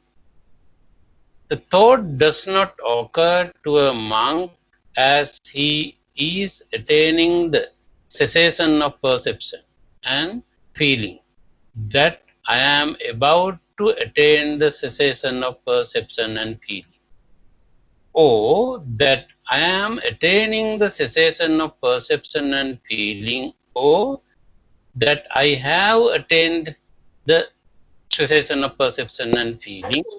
Instead, the way his mind has previously been developed leads him to that state. දැන් වැදගත් කාරණයක් කියවෙන්නේ ඒක පාලි එකක් බලමු. අර පාලි එකක් කිව්වහම අපිට ඒක පැහැදිලි වීමක් සිද්ධ වෙන නිසා නකෝ ආවසෝ විසා කතම් පනාය සංඥා වේදිත නිරෝධ සමාපatti හෝති इति. සංඥා වේදිත නිරෝධ සමාපත්තිය මොකක්ද කියලා අහනවා. නකෝ ආවසෝ විසාක සංඥා වේදිත නිරෝධං සමාපජ්ජන්තස්ස බික්ඛුනෝ එවං හෝති. අහං සංඥා වේදිත නිරෝධං සමාපජ්ජිස්සන්ති වා අහං සංඥා වේදිත නිරෝධං සමාපජ්ජාමිති වා අහං සංඥා වේදිත නිරෝධං සමාපන්නෝති වා අත ක්වාස පුබ්බේව තථා චිත්තං භාවිතං හෝති යන්තං තතත්තාය උපනේතිති. එතකොට අපි තේරුම් ගන්න ඕන එකක් මේවා මේ ප්‍රැක්ටිකලි අපිට අපිට භාවිතයට නොගන්නවා වෙන්න පුළුවන්. නමුත් මේක අපි භාවිත අර්ථයෙන් වචන සුරින් අපි මේ කියන එක අපිට හඳුනා ගැනීම වටිනවනේ. The thought does not occur to a monk as he is attaining the cessation of perception and feeling. Then මේ සංඥා වේදිත නිරෝධයට සමාපත්තියට පත් වෙන භික්ෂුව මම දැන් සංඥා වේදිත නිරෝධ සමාපත්තියට පත් වෙන්නයි යන්නේ කියන අදහස එන්න අවශ්‍ය නැහැ. I am about to attain the cessation of perception and feeling. He thought does not occur. The thought does not occur to a monk as he is attaining to the cessation of perception and feeling, that I am about to attain the cessation of perception of feeling. මම මේ සංඥා වේදිත නිරෝධ සමාපත්තියට සමවදින්නයි යන්නේ කියලා සිතක් ඇති කරන්න ගන්න ඕන වෙන්නේ නැහැ. Or that I am attaining the cessation of perception and feeling. මම දැන් සංඥා වේදිත නිරෝධ සමාපත්තියට මේ සමවදිමින් තමයි ඉන්නේ කියන අදහස එන්න ඕනෙත් නැහැ. Or that I have attained the cessation of perception and feeling. මම සංඥා වේදිත නිරෝධ සමාපත්තියට දැන් ඔන්න සම වැදුනා කියන අදහස එන්න ඕනෙත් නැහැ. Instead, the way his mind has previously been developed leads him to that state. එතකොට එයා මේ සංඥා වේදිත නිරෝධ සමාපත්තියට සමවදින්න අදාළ වෙන විදිහට අවශ්‍ය මානසික පරිසරයේ පසුබිම එයා කලින් ගොඩනගා ගත්තා නම් ඒ ගොඩනගා ගැනීම ප්‍රමාණවත් මේ සංඥා වේදිත නිරෝධ සමාපත්තියට පත් වෙන්න ඔන්න මං සංඥා වේදිත සමාපත්තියට සමවදින්නයි යන්නේ. දැන් මං සංඥා වේදිත නිරෝධ සමාපත්තියට සමවදිමින් තමයි මේ ඉන්නේ.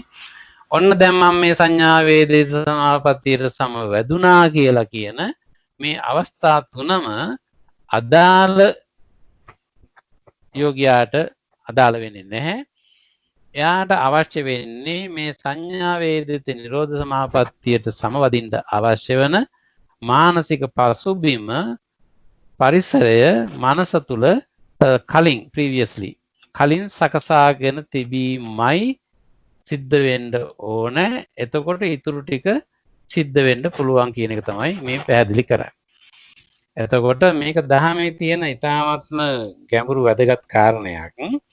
බුදුරජාණන් වහන්සේ සූත්‍ර දේශනා රාශියකම පැහැදිලි කරනවා යම් කිසි කෙනෙක් මට මේ සැපය එන්න ඕනේ කියලා එහෙම නැත්නම් ප්‍රීතිය එන්න ඕනේ කියලා සැපය එන්න ඕනේ කියලා සමාධිය එන්න ඕනේ කියලා මෙන්න මේ தത്വෙට මං එන්න ඕනේ කියලා හිතලා යමක් කරන්න අවශ්‍ය වෙන්නේ නැහැ. යම් කිසි කෙනෙක් නිවැරදිහි පිහිටියාම සීලෙහි පිහිටියාම කුසලෙහි පිහිටියාම දෝෂේ වැරද්ද අකුසලයේ බැහැර කරලා යහපත කුසලෙහි පිහිටියාම ඒ පිහිටීමම දැන් මෙන්න මේ தത്വයටපත් වෙන්න ඕනේ කියලා හිතන්න අවශ්‍ය නැහැ. ඒ தത്വයටපත් වෙන්න අවශ්‍ය දේවල් ටික નિરાයාසයෙන්ම සිද්ධ වෙනවා. අවශ්‍ය වෙන්නේ සීලෙහි පිහිටීම අර දෝෂයන්ගෙන් වැරදි වලින් ඉවත් වීම කියන කාරණයයි ඒ තුලින් ඉතුරු ටික සම්පූර්ණ වෙනවා කියන එක තමයි උදාහරණේ තියෙන්නේ. ඊකාරයට අපි අර උදාහරණයක් තියෙන එක තැනක අර කිකිලියකට බිත්තර ටික තිබ්බහම කිකිල්ල තියෙන්නේ බිත්තර ටික අදාළ පැය ගාන රකින්න. ඒ පැය ගාන කීයද කියලා එයා දන්නවා. එතකොට දන්නවා කියලා කියන්නේ වෙලාව බලලා ක්‍රොනොලොජිකලි එයා වෙලාව බලලා මෙන්න මේ පැය ගාන තමයි මේ දවස් ගාන තමයි කියලා එයා ක්‍රොනොලොජිකලි බලන්නේ නැහැ. ඒ වුණාට එයා නිසගයෙන්ම එයාගේ උපතින්ම ලැබිච්ච එයාගේ විඥානයකට අනුව මේ බිත්තර ටික මේ අදාළ උණුසුමේ මෙච්චර පැය ගානක් තියෙන්න ඕන කියලා එයා දන්නවා. කෑම කන්න යනවා ගිහිල්ලා ආයෙසරයක් ඇවිල්ලා ඒ වැඩේ කරනවා. වතුර ටිකක් බොනවා ගිහිල්ලා ඒ වැඩේ කරනවා.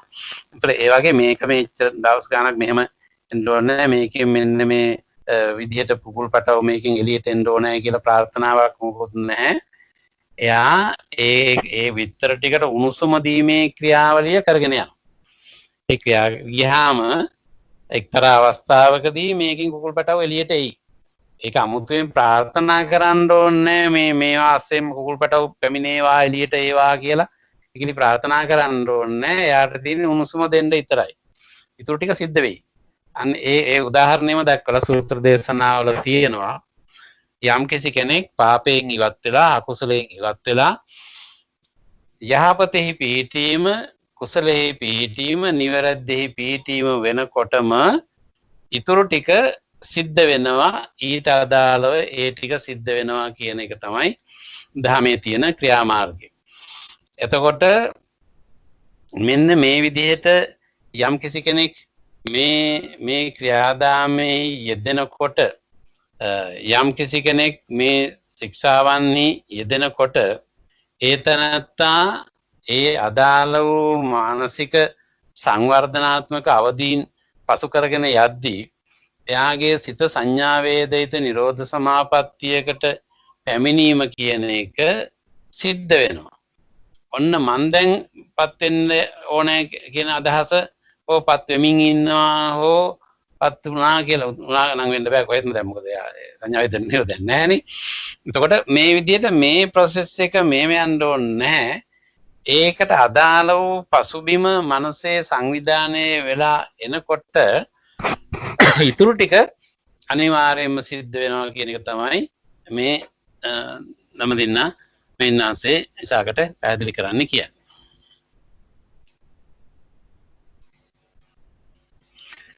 But when a monk is attaining the cessation of perception and feeling, which things cease first? Bodily fabrications, verbal fabrications, or mental fabrications? But when a monk is attaining to the cessation of perception of and feeling, යම් කිසි භික්ෂුවක් මේ සංඥා වේදිත නිරෝධ සමාපත්තියට පත් වෙනකොට which things cease first?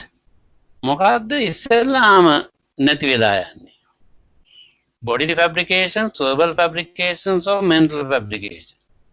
එතකොට කාය සංකාරයේද වචී සංකාරයේද චිත්ත සංකාරයේද මේ තුنين කෝකද ඉස්සෙල්ලාම නැති වෙන්නේ සංඥා වේදිත නිරෝධ සමාපත්තියට පත් වෙනකොට? නම දෙන්න මෙන්න උත්තර දෙනවා. When a monk is attaining the cessation of perception and feeling, friend Visakha, verbal fabrications cease first, then bodily fabrications, then mental fabrications. When a monk is attaining to the cessation of perception of feeling, එතකොට යම් භික්ෂුවක් සංඥා වේදිත නිරෝධ සමාපත්තියට පත් වෙනකොට විසාකේනි verbal fabrications is first. ඉස්සලාම වචී සංකාර විතක්ක ਵਿਚාර දෙක තමයි ඉස්සලාම නැති වෙන්නේ. ඉස්සලාම අයින් වෙලා යන්නේ. එයා කතා බහ කිරීම ඉස්සලාම නවත්තනවා. වචනත් සමග තියෙන ගනුදෙනුව ඉස්සලාම අතට කතා කරනවා කිව්වහම මෙතන මේ මනසින් වෙන්න පුළුවන්, කටින් වෙන්න පුළුවන්, කවර හෝ ආකාරයකින් වචන කියන ඒවා වැඩේ වචනත් සමග තියෙන ගනුදෙනුව සම්පූර්ණයෙන්ම අයින් වෙනවා ඉස්සලාම. Then bodily fabrications. ඊළඟට ආස්වාස ප්‍රස්වාස දෙක අයින් වෙලා යනවා. ඉතිලා යනවා. ඊළඟට then mental fabrications විතක්ක ਵਿਚාර දෙක අයින් වෙලා යනවා. එතකොට නෑ විතක්ක විචාර නෙමෙයි මේ වේදනා හා සංඥා දෙක අයින් වෙලා යනවා. එතකොට ඉස්සලාම අයිති වෙලා අයින් වෙලා යන්නේ විතක්ක ਵਿਚාර දෙක, ඊළඟට ආස්වාස ප්‍රස්වාස දෙක, ඊළඟට සංඥා හා වේදනා දෙක අයින් වෙලා යනවා. මේ විදිහටයි සංඥා වේදිත නිරෝධ සමාපත්තියේදී ඒ කාය සංකාර, වචී සංකාර හා චිත්ත සංකාර අයින් වෙලා යන්නේ. Now lady, how does emergence from the cessation of perception and feeling come about? ඊළඟට විසාක අහනවා මේ සංඥා වේදිත නිරෝධ සමාපත්තියෙන් නැගිටිනකොට එහෙම නැත්නම් ඒකෙන් මිදෙනකොට ඒකෙන් අවදි වෙනකොට මේ ඉස්ලාම්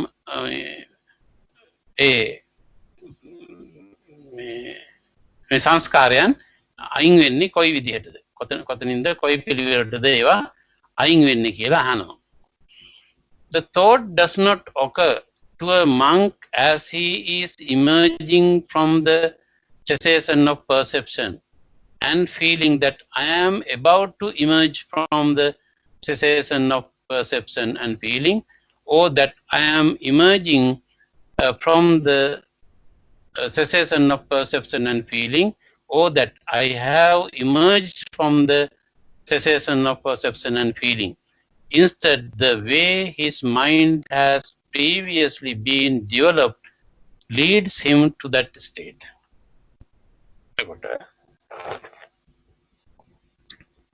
ආයිත් කියනවා යම් කිසි භික්ෂුවක් මේ සංඥා වේදිත නිරෝධ සමාපත්තියෙන් නැගී හිටිනකොට එසේ නැගී හිටිද්දී ඒ භික්ෂුව සිහි කරන්න ඕනේ නැහැ. මේ සිද්ධුව කල්පනා කරන්න ඕනේ නැහැ. The thought does not occur to the monk. A භික්ෂුවට සිතුවිල්ලක් එන්නේ නැහැ as he is emerging from the cessation of perception and feeling. මම දැන් මේ සංඥා වේදිත නිරෝධ සමාපත්තියෙන් නැගී හිටින්නට යන්නේ. I am about to emerge from the cessation of perception and feeling. මම මේ සංඥා වේදිත නිරෝධ සමාපත්තියෙන් නැගී හිටින්නයි ලෑස්ති වෙන්නේ කියන අදහස එන්නේත් නැහැ. Or that I am emerging from the cessation of perception feeling. මම දැන් සංඥා වේදිත නිරෝධ සමාපත්තියෙන් මිදෙමින් තමයි දැන් ඉන්නේ කියන අදහස එන්නේත් නැහැ. Or that I have emerged from the cessation of perception and feeling. මම මේ සංඥා වේදිත නිරෝධ සමාපත්තියෙන් නැගී හිටියා කියලා කියන අදහස එන්නේත් නැහැ. Instead, ඒ වෙනුවට the way his mind has previously been developed leads him to that state.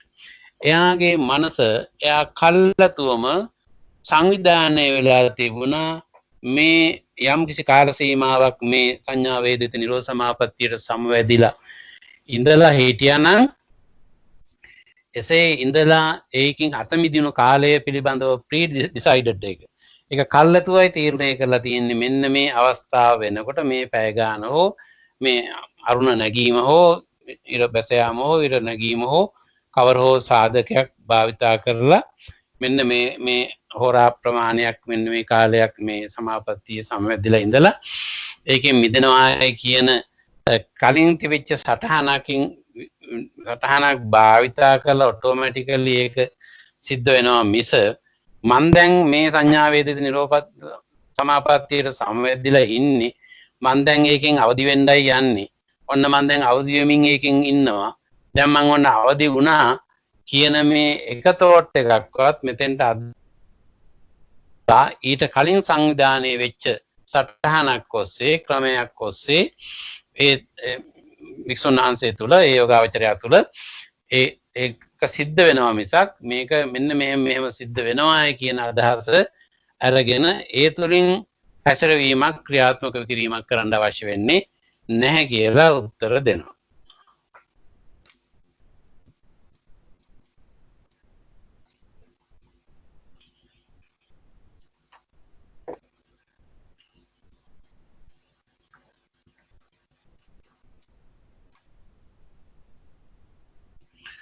But when a monk is emerging from the cessation of perception and feeling, which things arises first?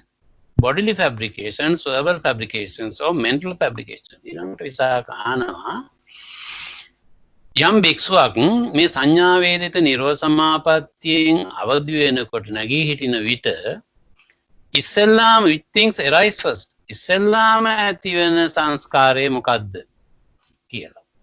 එතකොට bodily fabrication දෙකද verbal fabrication දෙක mental fabrication මේ තුنين කෝකද කාය සංකාරයේද වචී සංකාරයේද චිත්ත සංකාරයේද ඉස්සෙල්ලාම ඇති වෙන්නේ කියලා ඉස්සෙල්ලා කියවන්නේ එකක් bodily fabrication එක ඉස්සෙල්ලා නැති වෙනවා වචී සංකාරය ඉස්සෙල්ලා නැති වෙනවා ඊළඟට bodily fabrication එක නැති වෙනවා ඊළඟට චිත්ත සංකාර නැති වෙනවා කියලා කියන්නේ පිළිවෙලක් ඉස්සෙල්ලා නමුත් ආපහු අවදි වෙනකොට මේ වයින් කොහොමද ඉස්සෙල්ලාම පටන් ගන්න ඉස්සෙල්ලාම ඇති වෙන්නේ මොකද්ද කියලා අනිත් පැත්තට අහනවා. When the monk has emerged from the cessation of perception and feeling, lady, how many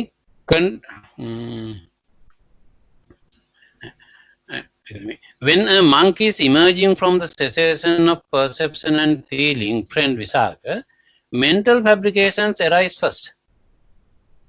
ඉස්සෙල්ලා අයින් වෙලා ගියේ වචී සංකාරයනේ. දැන් ආපහු අවදි වෙනකොට ඉස්සෙල්ලාම ඇති වෙන්නේ mental fabrication එක. ඒ කියන්නේ සංඥා හා වේදනාවන් තමයි දැනෙන්න පටන් ගන්න ඉස්සෙල්ලාම. then bodily fabrication ඊළඟට කාය සංකාරය ආස්වාස ප්‍රස්වාසයේ පටන් ගන්නවා.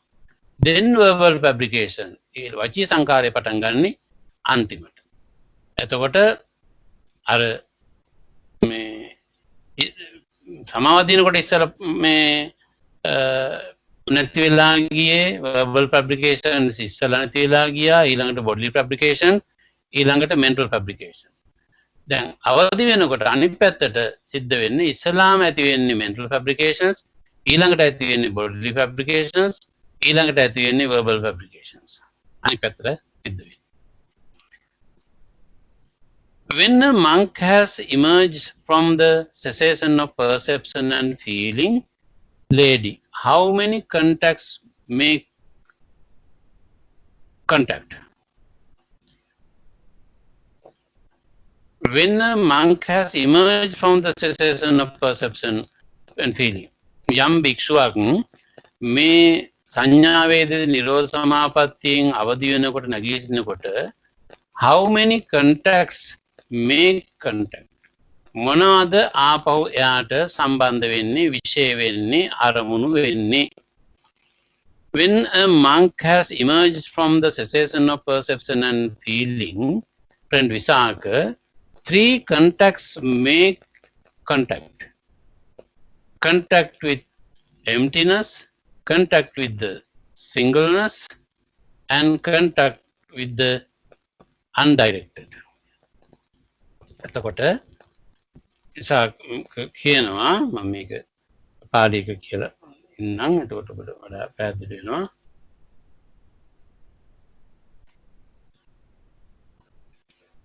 සංඥා වේදිත නිරෝධ සමාපත්තිය වුට්ටිතම් පනාය බික්ඛුං කතිපස්සෝ පුසන්ති ති.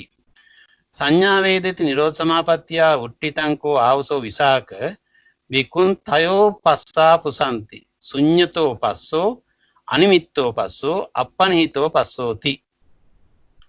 එතකොට මේ සංඥා වේදිත නිරෝධ සමාපත්තියෙන් නැගී සිටින භික්ෂුවට මොනවද ඒ අයට විශේෂ වෙන්නේ අරමුණු වෙන්නේ කන්ටැක්ට් වෙන්නේ මොනවද කියලා අහන ප්‍රශ්නෙට කරුණු තුනක් ස්පර්ශ වෙනවා අදාළ වෙනවා කියලා පැහැදිලි කරනවා. contact with emptiness. එතකොට ශුන්‍යතෝ පස්සෝ emptiness එක ශූන්‍ය භාවය කියන එක ඒ මනසට විශේෂ වෙනවා. ඊළඟට අනිමිත්තෝ පස්සෝ contact with singleness. එතකොට මේ වෙන නිමිති ගන්නේ නැහැ. singleness එක ඒකාග්‍රතාවය කියන එක තමයි අරමුණු වෙන්නේ. ඊළඟට with the undirected ඒ කියන්නේ අපනිහිත එහෙම නැත්නම් ප්‍රනිධි කියන එක වචනේ මම ඒක සමහරට අහලා තියෙනත් පුළුවන්. ප්‍රනිධි කියන්නේ ප්‍රාර්ථනා කියන එක. ප්‍රාර්ථනා කියලා කියන්නේ යම් කිසි දෙයක් වස්තුවක් ද්‍රව්‍යයක් අරමුණක් කවර හෝ දෙයක් ඇසුරු කරගෙන ඒක මෙසේ විය යුතුයි. මෙන්න මෙහෙම වුණොත් හොඳයි. ඔය විදිහට තමයි තියෙන්න ඕනේ කියලා අපේ සිත් වලට ඇති වෙනවා යම් කිසි ඕනකමක් මේක මේ විදිහට වෙන්න ඕනේ කියලා එකක්. දැන් මේ අපනිහිත කියන එකේදී එහෙම එකක් වෙන්නේ නැහැ. මේ මෙසේ විය යුතුයි කියලා අදහස එන්නේ නැහැ. ඒ එන්නේ නැති තත්වයට කියනවා අපනිහිත කියලා. අපපනිහිත කියලා භාවිත කරලා තියෙනවා අපනිහිත කියලා. එතකොට ප්‍රනිධියක් මේ ප්‍රාර්ථනා ප්‍රනිධි කියන්නේ ප්‍රාර්ථනා. එතකොට ප්‍රාර්ථනා කියන එකේ තේරුම එය මෙසේ විය යුතුයි මෙන්න මෙහෙම වුණොත් හොඳයි කියන එක එන්නේ නැහැ. එතකොට ශුන්්‍යත අනිමිත්ත අපනිහිත. එතකොට ඒක තුලින් එන කිසියම් ආකාරයක දෙයක් තියනවා කියන එක ගන්නෙත් නැහැ. ඒක පිළිබඳව අරමුණු ගන්නෙත් නැහැ. අනිමිත්ත කියන්නේ අරමුණු ගන්නෙත් නැහැ. ඒක පිළිබඳ ප්‍රාර්ථනා ප්‍රනිධි ඇති වෙන්නෙත් නැහැ. එතකොට මේක නිවනේ තියෙන ලක්ෂණයක්. එතකොට අර සංඥා වේදිත නිරෝධ සමාපත්තිය කියලා කියන්නේ නිවනේ ස්වභාවය. එතකොට වෙන විදිහකට කිව්වොත් එහෙම යම් භික්ෂුවක් හෝ යෝගාවචරයෙක් යම් කිසි කෙනෙක් මේ විදිහට නිර්වාණය කියන එක නිර්වාණ අවබෝධය තුළින් එන ඒ අවබෝධයේ ඒ සුවය මෙලවදී භුක්ති විඳිනවා නම් ඒ භුක්ති විඳීමේ ස්වභාවය තමයි සංඥා වේදිත නිරෝධ සමාපත්තිය කියලා කියන්නේ. ඒතර කියන්නේ රහතන් වහන්සේ න බුදුරජාණන් වහන්සේ හෝ රහතන් වහන්සේ නමක් මේ නිර්වාණ අවබෝධයට පත් වුණාම ඒ නිර්වාණ අවබෝධයේ මානසිකත්වය ප්‍රායෝගිකව භුක්ති විඳින්නේ සංඥා වේදිත නිරෝධ සමාපත්තියේදී. එතකොට ඒ වෙලාවේදී නිවන් ගිහිල්ලයි ඉන්නේ. අපි සාමාන්‍ය භාවිතේ කතා කරන නිවන් යනවා කියලා. නිවන් යනවා කියලා යන්න දෙයක් නැහැ. නමුත් අපි භාවිතා කරන නිවන් යනවා ඔහොම වචනේ දැමෙක වෙනවා. සම්මත ලෝකයේ තියෙන භාවිතා වෙන වචන ආශ්‍රයෙන් ඉපැවෙන්නේ නැති දෙයක් ගැන කතා කරන්නේ. ඉතින් ඒ නිසා නිවන් යනවා, නිවන් අවබෝධ කරගන්නවා, නිවන සාක්ෂාත් කරගන්නවා, නිවනට පිවිසෙනවා. ඔය විවිධ වචන අපි භාවිතා කරනවා. නමුත් ඒක වචනයකවත් අදාළ නැහැ. ඒ වචන වලින් ඒක පැහැදිලි කරන්න බෑ. නමුත් අපිට දැන් සම්මත ලෝකයෙන් වචනයක් අරගෙන මේක කියන්නේ. එතකොට ඒ නිසා නිවන කියන එකට පිවිසීම, නිවන කියන එකට සාක්ෂාත් කිරීම හෝ නිවන් යාම හෝ නිවන අත්විඳීම හෝ නිවන් සුවය කියන ඔය ඕනෑම වචනයකින් භාවිතා කරන සම්මත ලෝකයේ භාවිතා වෙන වචනාශ්‍රයෙන් කතා කරන නිවන කියන එක යම් කිසි භික්ෂුවක් අත්දකින්නේ මේ සංඥා වේදිත නිරෝධ සමාපත්තියට සමවැදීම තුලින්. එතකොට ඒ සමාපත්තියේ පැය 3ක් සමවැදිලා ඉන්නවා කියමුකෝ රහතන් වහන්සේ නමක්. එතකොට ඒ සමවැදිලා ඉන්න පැය 3ක කාලය නිවන් සෝය තමයි මේ අත්දකින්නේ. නිවනට තමයි පිවිසලා ඉන්නේ. නිවන තමයි ප්‍රායෝගිකව අත්දකින්නේ. ඒකට කියනවා සංඥා වේදිත නිරෝධ සමාපත්තිය තමයි ඒ නිවනේ තියෙන ස්වභාවය පිරිනම් පාණ්ඩ ඉස්සර වෙලා යම් කිසි කෙනෙක් අත්දකිනවා නම් අත්දකින්නේ ওই විදිහට. එතකොට ඒ නිසා ඒ සංඥා වේදිත නිරෝධ සමාපත්තියෙන් අවදි වෙන කෙනෙකුටත් කන්ටැක්ට්ස් වෙන්නේ ශුන්්‍යත අනිමිත්ත අපනිහිත කියන මේ ස්වභාවයන්. මොකද ඒකේ තේරුම ඒ ශුන්්‍යත අනිමිත්ත අපනිහිත කියන මේ ස්වභාවයන් තුන තමයි තුනටපත් වුණාම තමයි සංඥා වේදිත නිරෝධ සමාපත්තියටපත් වෙන්න පුළුවන්කම එන්නේ. ඒ නිසානේ අර කලින් සඳහන් කළේ අර රමදින්නා වික්ෂුන් වහන්සේ පැහැදිලි කළේ මම සංඥා වේදිත නිරෝධ සමාපත්තියට සමවදින්නයි යන්නේ, මම දැන් ඔන්න සමවදමින් ඉන්නවා, මං ඔන්න සමවැදුනා කියන අදහස එන්නේත් නැහැ. අනිත් පැත්තට සංඥා වේදිත නිරෝධ සමාපත්තියෙන් අවදි වෙනකොට මං ඔන්න දැන් සංඥා වේදිත සමාපත්තියෙන් අවදි වෙන්නයි යන්නේ, ඔන්න අවදි වෙමින් ඉන්නේ, ඔන්න අවදි වුණා කියන අදහස එන්නේත් නැහැ. ඒ හැම එකක්ම අදාළ නැහැ. එහෙම වෙනවද කියලා ඇහිම ප්‍රශ්නයක් නෙමෙයි. ඒ කියන්නේ එහෙම අහන්න බෑ. ප්‍රායෝගිකත්වය මොකද්ද? යම් භික්ෂුවක් ශුන්්‍යත අනිමිත්ත අපනිහිත කියන මේ ස්වභාවයට මනස ගෙනාවහම යම් කිසි කෙනෙක් ඒ ඉඳ ගන්න තැනක හරි කොතනක හරි එක්තරා ස්ථානයක ඉඳගෙන ඒ තියෙන විවේක ස්ථානයේ බාහිර බාධකයක් කරදරයක් නැති ස්ථානයක අදාළ කාල සීමාවක් ගත කරන්න පුළුවන්, පහසුවෙන් ගත කරන්න පුළුවන් ස්ථානයක ඉඳගෙන අර ශුන්්‍යත අනිමිත්ත අපනිහිත කියන ස්වභාවයන්ට මනස ගෙනාවහම ඊළඟට සිද්ධ වෙන දෙයක් තමයි සංඥා වේදිත නිරෝධ සමාපත්තියට සමවැදීම කියන්නේ. ඒක සංඥා වේදිත සමාපත්තියට සමවදින්න ඕන කියන අදහස ගන්න ඕන වෙන්නේ නැහැ. අවශ්‍ය වෙන්නේ ශුන්්‍යත අනිමිත්ත අපනිහිත කියන මේ ස්වභාවයන්ට මනස අරගෙන ඒව. ඒක අරගෙන ආවහම ඊටු ටික નિરાයාසයෙන්ම සිද්ධ වෙනවා. එකක් කරන්න ඕනේ අවදි වෙන වෙලාව තීරණය කරන්න ඕනේ. previously concern කරන්න ඕනේ මම මෙච්චර වෙලාවක් තමයි මෙතන ඉන්නේ. මේ සමාපත්තිය ගත කිරීම සඳහා මෙන්න මේ පැය ගාන මම වෙන් කර ගන්නවා. මේ පැය 3-4 හෝ ඉරවරට යාම හෝ ඉරු නැගීම හෝ ওই විදිහේ මේ පුළුවන් විදිහකට කාල නිර්ණයක් ඇති කර ගන්න ඔරලෝසු තිබුණෙත් නැහැ මේ කාලේ. කාලය කියන එක ගණනය කරන්න යම්කිසි හෝරා ගානක් හෝ ඒ විදිහට ඇති කර ගන්න සම්මතයකින් මේ නිදහස් ස්ථානයේ මෙතන ඉඳගෙන මම මෙච්චර කාලයක් මේකට වෙන් කර ගන්නවා කියන අදහස අරගෙන අර කිව්ව ශුන්්‍යත අනිමිත්ත අපනිහිත කියන හඳුනා ගැනීම අවබෝධය කියන එක මනසට විශේෂ කරගත්තාම ඒ තනත්තා ඒ භික්ෂුව අර සංඥා වේදිත නිරෝධ සමාපත්තියට සම්වදිනවා. වෙන් කරගත්ත කාලය වෙන තෙක් එහි රැඳී ඉන්නවා.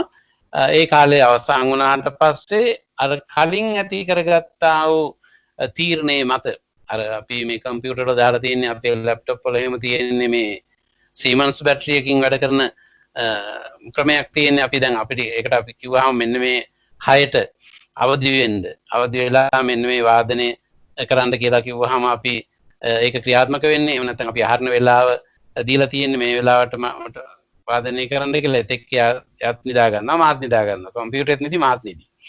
නමුත් ඊට පස්සේ කම්පියුටරේ අවදි වෙලා මට 6ට ආහාර ඕනනවා. එහෙම තියෙන ක්‍රමයක්. අන්න ඒ වාගේ අපි කලින් ඩිසයිඩ් කරනවා මෙන්න මේ කාල සීමාව තමයි මේ සමාපත්තියේ ඉන්න කාල සීමාව කියලා. ඒක ඩිසයිඩ් කරනවා. අනික් ඒවා සමවදිනවද නැද්ද කියලා මොකුත් කරන්න දෙයක් නැහැ. අවශ්‍ය වෙන්නේ ශුන්්‍යත අනිමිත්ත අපනිහිත කියන මේ ස්වභාවයන්ට මනස ගේනවා. ගෙනාම ඔටෝමැටිකලි ඊටු ටික දේවල් ටික සිද්ධ වෙනවා. ඒතර ඒ නිසා ආය අවදි වුණාමත් අවදි වෙන්නේ අර ගිය තැනට ආපහු වෙන්නේ. අර දැන් ඒකට සමවැදුණා නම් ඒ සමවැදින්න ඉස්සර වෙලා තිබුණු මානසිකත්වයක් තියෙනවානේ. එතෙන්ට තමයි ආපහු වෙන්නේ. ඒතර ඒන තැන තමයි ශුන්්‍යත අනිමිත්ත අපනිහිත කියන්නේ. ඒ කියන්නේ කවර හෝ ආකාරයක දෙයක් කියලා දෙයක් නැති එකත්, ඒ වගේම මෙහි නිමිත්තක් වශයෙන් ගන්න කිසිවක් නැහැ කියන එකත්, ඒ වගේම මෙහි ප්‍රනිධියක් ප්‍රාර්ථනාවක් ඇති කරගන්න කිසිදු දෙයක් නැහැ කියන එකත් ඒ මනසට විශේෂ වුණාම ඒ විශේෂ වීම තමයි අර සංඥා වේදිත නිරෝධ සමාපත්තියට සමවදින්න අදාළ පසුබිම බවට පත් උනේ මේ පසුබිම සැකසුවේ ඒකෙන් මිදුණාමත් ආපහු එන්නේ අර පටන් ගත්ත තැනට ඒ කියන්නේ ශුන්‍යතා නිමිත්ත පනිත කියන මේ හඳුනා ගැනීම තුනට තමයි ආයෙත් අවදි වෙච්ච ගමන්ම එන්නේ. මොකද ගියේ එතනින් ආපහු එන්නේ එතෙන්. ඊට පස්සේ තමයි බාහිර ලෝකයේ සමග විශේෂ ආරම්භ වීම කන්ටැක්ට්ස් පටන් ගන්නෙත් ඒ විදිහට.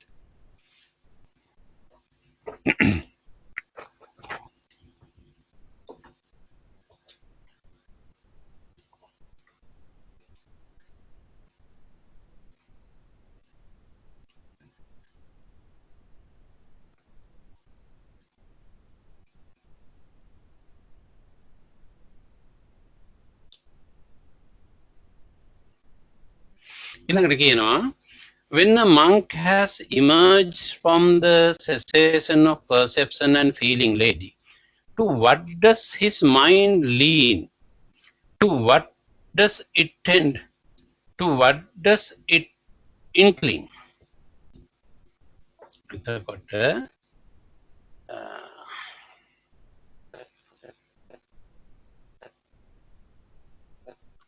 සංඥා වේදිත නිරෝධ සමාපත්තිය උට්ඨිතස්ස අනාය භික්ඛුනෝ කිං නින්නං චිත්තං හෝති කිං පෝනං කිං පබ්බාරಂತಿ සංඥා වේදිත නිරෝධ සමාපත්තිය උට්ඨිතස්ස කෝ ආවසෝ විසාක භික්ඛුනෝ විවේක නින්නං චිත්තං හෝති විවේක පෝනං විවේක පබ්බාරಂತಿ එතකොට කියනවා when monk has emerged from the cessation of perception and feeling lady, to what does his mind lean? To what does it tend? To what does it incline? because මේ සංඥා වේදිත නිරෝධ සමාපත්තියෙන් අවදි වුණාට පස්සේ මේ භික්ෂුවට මොකක් කෙරෙහිද නැමෙන්නේ යොමු වෙන්නේ? his mind lean. To what does it tend? ඒක කුමක් කෙරෙහිද යොමු වෙන්නේ? What does it incline? ඒක කුමක් සමගද බැඳෙන්නේ? අදාළ වෙන්නේ ඒකට කුමක්ද? කුමක් සමගද සම්බන්ධ වෙන්නේ? කිම් බිකනෝ කින් නින්නං චිත්තං හෝති කිම් පෝනං කිම් පබ්බාරං. එතකොට ඒක යොමු වෙන්නේ කෝකටද? අදාළ වෙන්නේ කෝකටද? නැමෙන්නේ කොයි පැත්තටද? එහෙම නැත්නම් ඒක යොමු වෙන්නේ කොයි පැත්තටද? එහෙම නැත්නම් ඒක බැඳෙන්නේ කොයි විදිහටද? කොයි පැත්තකටද යොමු වෙන්නේ මේ අවදි වෙන සිත?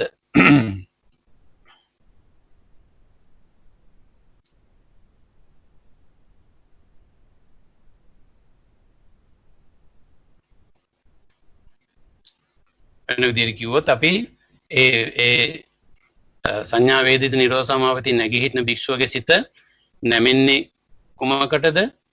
කොයි පැත්තකටද හැරෙන්නේ? කොයි පැත්තකටද බර වෙන්නේ? කොයි විදිහටද ඒ සිත ඒ answer වලට යොමු වෙන්නේ කියලා. When a monk has emerged from the cessation of perception and feeling, friend Visakha, his mind leans to seclusion, tends to seclusion, inclines to seclusion. එතකොට සංඥා වේදිත නිරෝධ සමාපත්තිය වටිතස්සකෝ ආවසෝ විසාක භික්ඛුනෝ විවේක නින්නං චිත්තං හෝති විවේක පෝනං විවේක පබ්බාරಂತಿ. එතකොට මේ සංඥා වේදිත නිරෝධ සමාපත්තියෙන් අවදි වෙන භික්ෂුවගේ සිත his mind leans to seclusion. ඒ සිත නැමෙන්නේ විවේකයට. Tends to seclusion. ඒක හැරෙන්නේ විවේකයට. Inclines to seclusion. ඒක බැඳෙන්නේ බර වෙන්නේ විවේකයට. දැන් අර සංඥා වේදිත නිරෝධ සමාපත්තියෙන් නැගී සිටි භික්ෂුවට කන්ටැක්ට්ස් වෙන්නේ කිව්වා ශුන්්‍යත අනිමිත්ත අපනිත කියන ස්වභාවයන් කියලා. එතකොට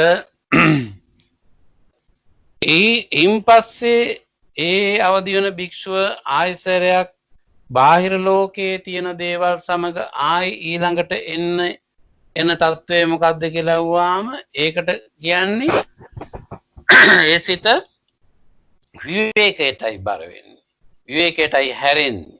විවේකයටයි යොමු වෙන්නේ විවේකයට, නැමෙන්නේ විවේකයට, බර වෙන්නේ සම්බන්ධ වෙන්නේ විවේකයට.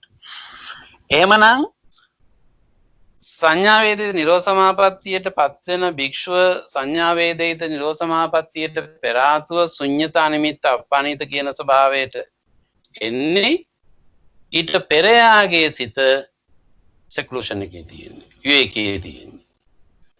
එතකොට ඒ නිසා විවේක වූ සිත විසින් තමයි අර ශුන්්‍යත අනිමිත්ත අපනිත කියන තත්වයන්ට සිත ගෙනාවේ.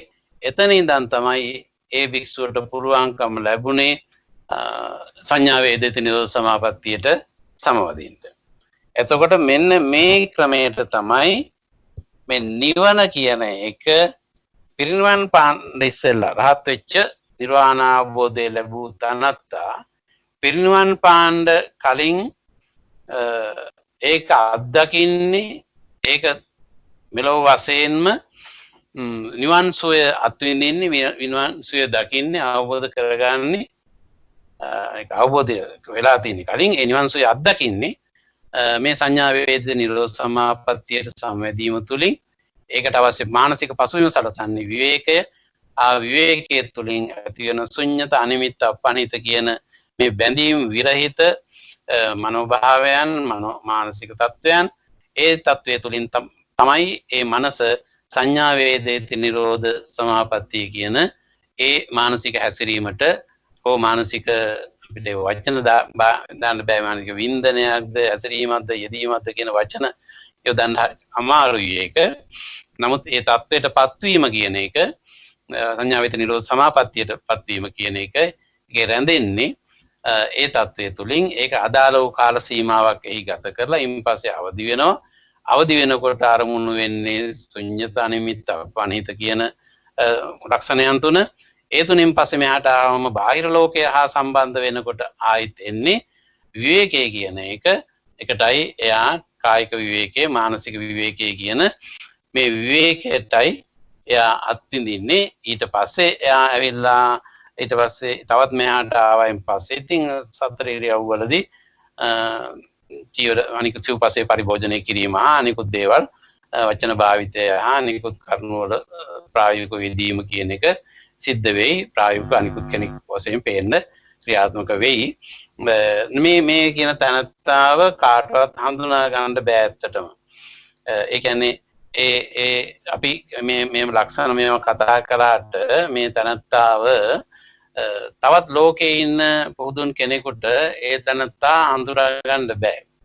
එයා සංවරය එයාගේ තියෙන සංසුන් භාවයේ සංවරය කියන එක තියෙනවා.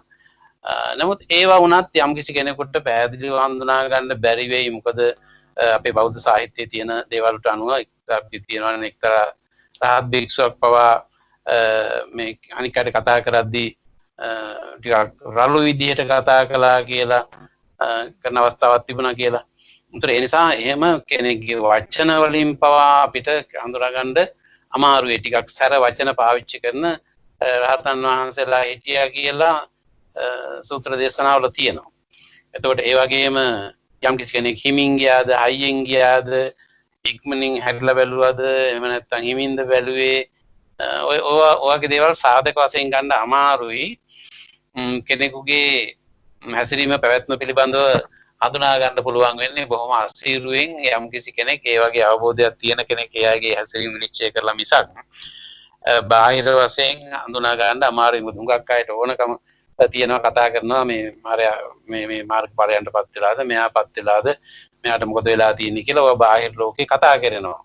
නමුත් මේ ධර්මානුකූලව ඒ කතාවන් සියල්ල නිෂ්ඵලයි. කිසි තීරමක් නැහැ. නැති කතාවක් ඒක හොයන්න යන්න එපා. කියන්න යන්නත් එපා, හොයන්න යන්නත් එපා, බලන්න යන්නත් එපා කියන එක තමයි බුදුහාමුදුරන්ගේ අනුශාසනාව. ඒක ආවලා මේ මාර්ගයටපත් වෙලා තියෙනවද, මේ ඵලයටපත් වෙලා තියෙනවද, එයා කොච්චර දුරට ගිහිල්ලාද, එක කෙනාට බලන්න ඕන වෙනවා, හිතන්න ඕන වෙනවා. නමුත් බුද්ධ දේශනාවට අනුව ඒක තහනම් කරපු දෙයක්. ඒ ගැන හිතන්න, කතා කරන්න, බලන්න, හොයන්න අවශ්‍ය වෙන්නේ නැහැ. තමන්ගේ වැඩේ තමන් බලාගන්න කියලායි බුදුරජාණන් වහන්සේ දේශනා කළේ. අනික් අය නපරේ සංවිලෝමානි නපරේ සංකතා කතං අත්තනාව අවික්කෙය කතානිය කතානිච්ච. ඒ නිසා අනිත් එක්කෙනා කියන කරන දේවල් පිළිබඳව මොනවද ඒවා විනිශ්චය කරන්න, ඒවා තීරණය කරන්න, එයා මොන මාර්ගයටපත් වෙලා ඇද්ද, මොන ඵලයටපත් වෙලා ඇද්ද, එයාගේ මානසික මට්ටම මොකක් වෙයිද කියලා භික්ෂුවක් හෝ භික්ෂුණියක් හෝ ගිහි උපාසක උපාසිකාවක් සම්බන්ධයෙන් හොයන්න බලන්න යන්නේකේ තේරුමක් නැහැ. ඒ තනත්තා කල්යාණ මිත්‍රයේද නැද්ද කියන එක හඳුනා ගන්න උත්සාහ කරාට කමක් නැහැ. තමන්ට හිත පිණිස කතා කරන කෙනෙක්ද, තමන්ට අහිත පිණිස කතා කරන කෙනෙක්ද කියන එක දැනගන්න ඕනේ. ඒ හරි එයාගේ අධිගමයන් පිළිබඳව, එයාගේ තත්වයන් පිළිබඳව හොයන්න බලන්න යන්න අවශ්‍ය වෙන්නේ නැහැ. තමාට ඒවයි කියන තත්වයන් ළඟා කරගන්න අවශ්‍ය වෙන සංවිධානයේ මෙහෙවීම සිදු කරගත්තාම ප්‍රමාණවත් කියන එක තමයි බුදුරජාණන් වහන්සේ දේශනා කරන්න යෙදුනේ. අපි සූත්‍රයේ ඊටු ටික ඊළඟ දවසේ සාකච්ඡා කරමු. තවත් සූත්‍රයක් අංගුත්තර නිකාය චේතනාකරණී කියන සූත්‍රය අපි ඉඳ තිබුණොත් ඊළඟ දවසේ සාකච්ඡා කරමු. මේක ඉවරනාට පස්සේ තවදුරටත් සාකච්ඡා කළ යුතු සූත්‍ර දේශනාවන් ඔබේ සිහියට ආවනම් ඔබට කොහෙන් හරි ඇහිලා හරි දැනিলা හරි මේ සූත්‍රය තවත් දුරට හොඳට හදාරන්න ඕන කියලා හිතුනොත් එහෙම ඒක ඉදිරිපත් කරන්න. එහෙම නොදුන්නොත් මම යමක් සූත්‍රයක් තෝරනවා. එහෙම නැත්නම් ඔබටත් ඉදිරිපත් කරන්න පුළුවන්. මෙන්න මේ සූත්‍රය අපි සාකච්ඡා කළොත් හොඳයි කියලා කිව්වොත්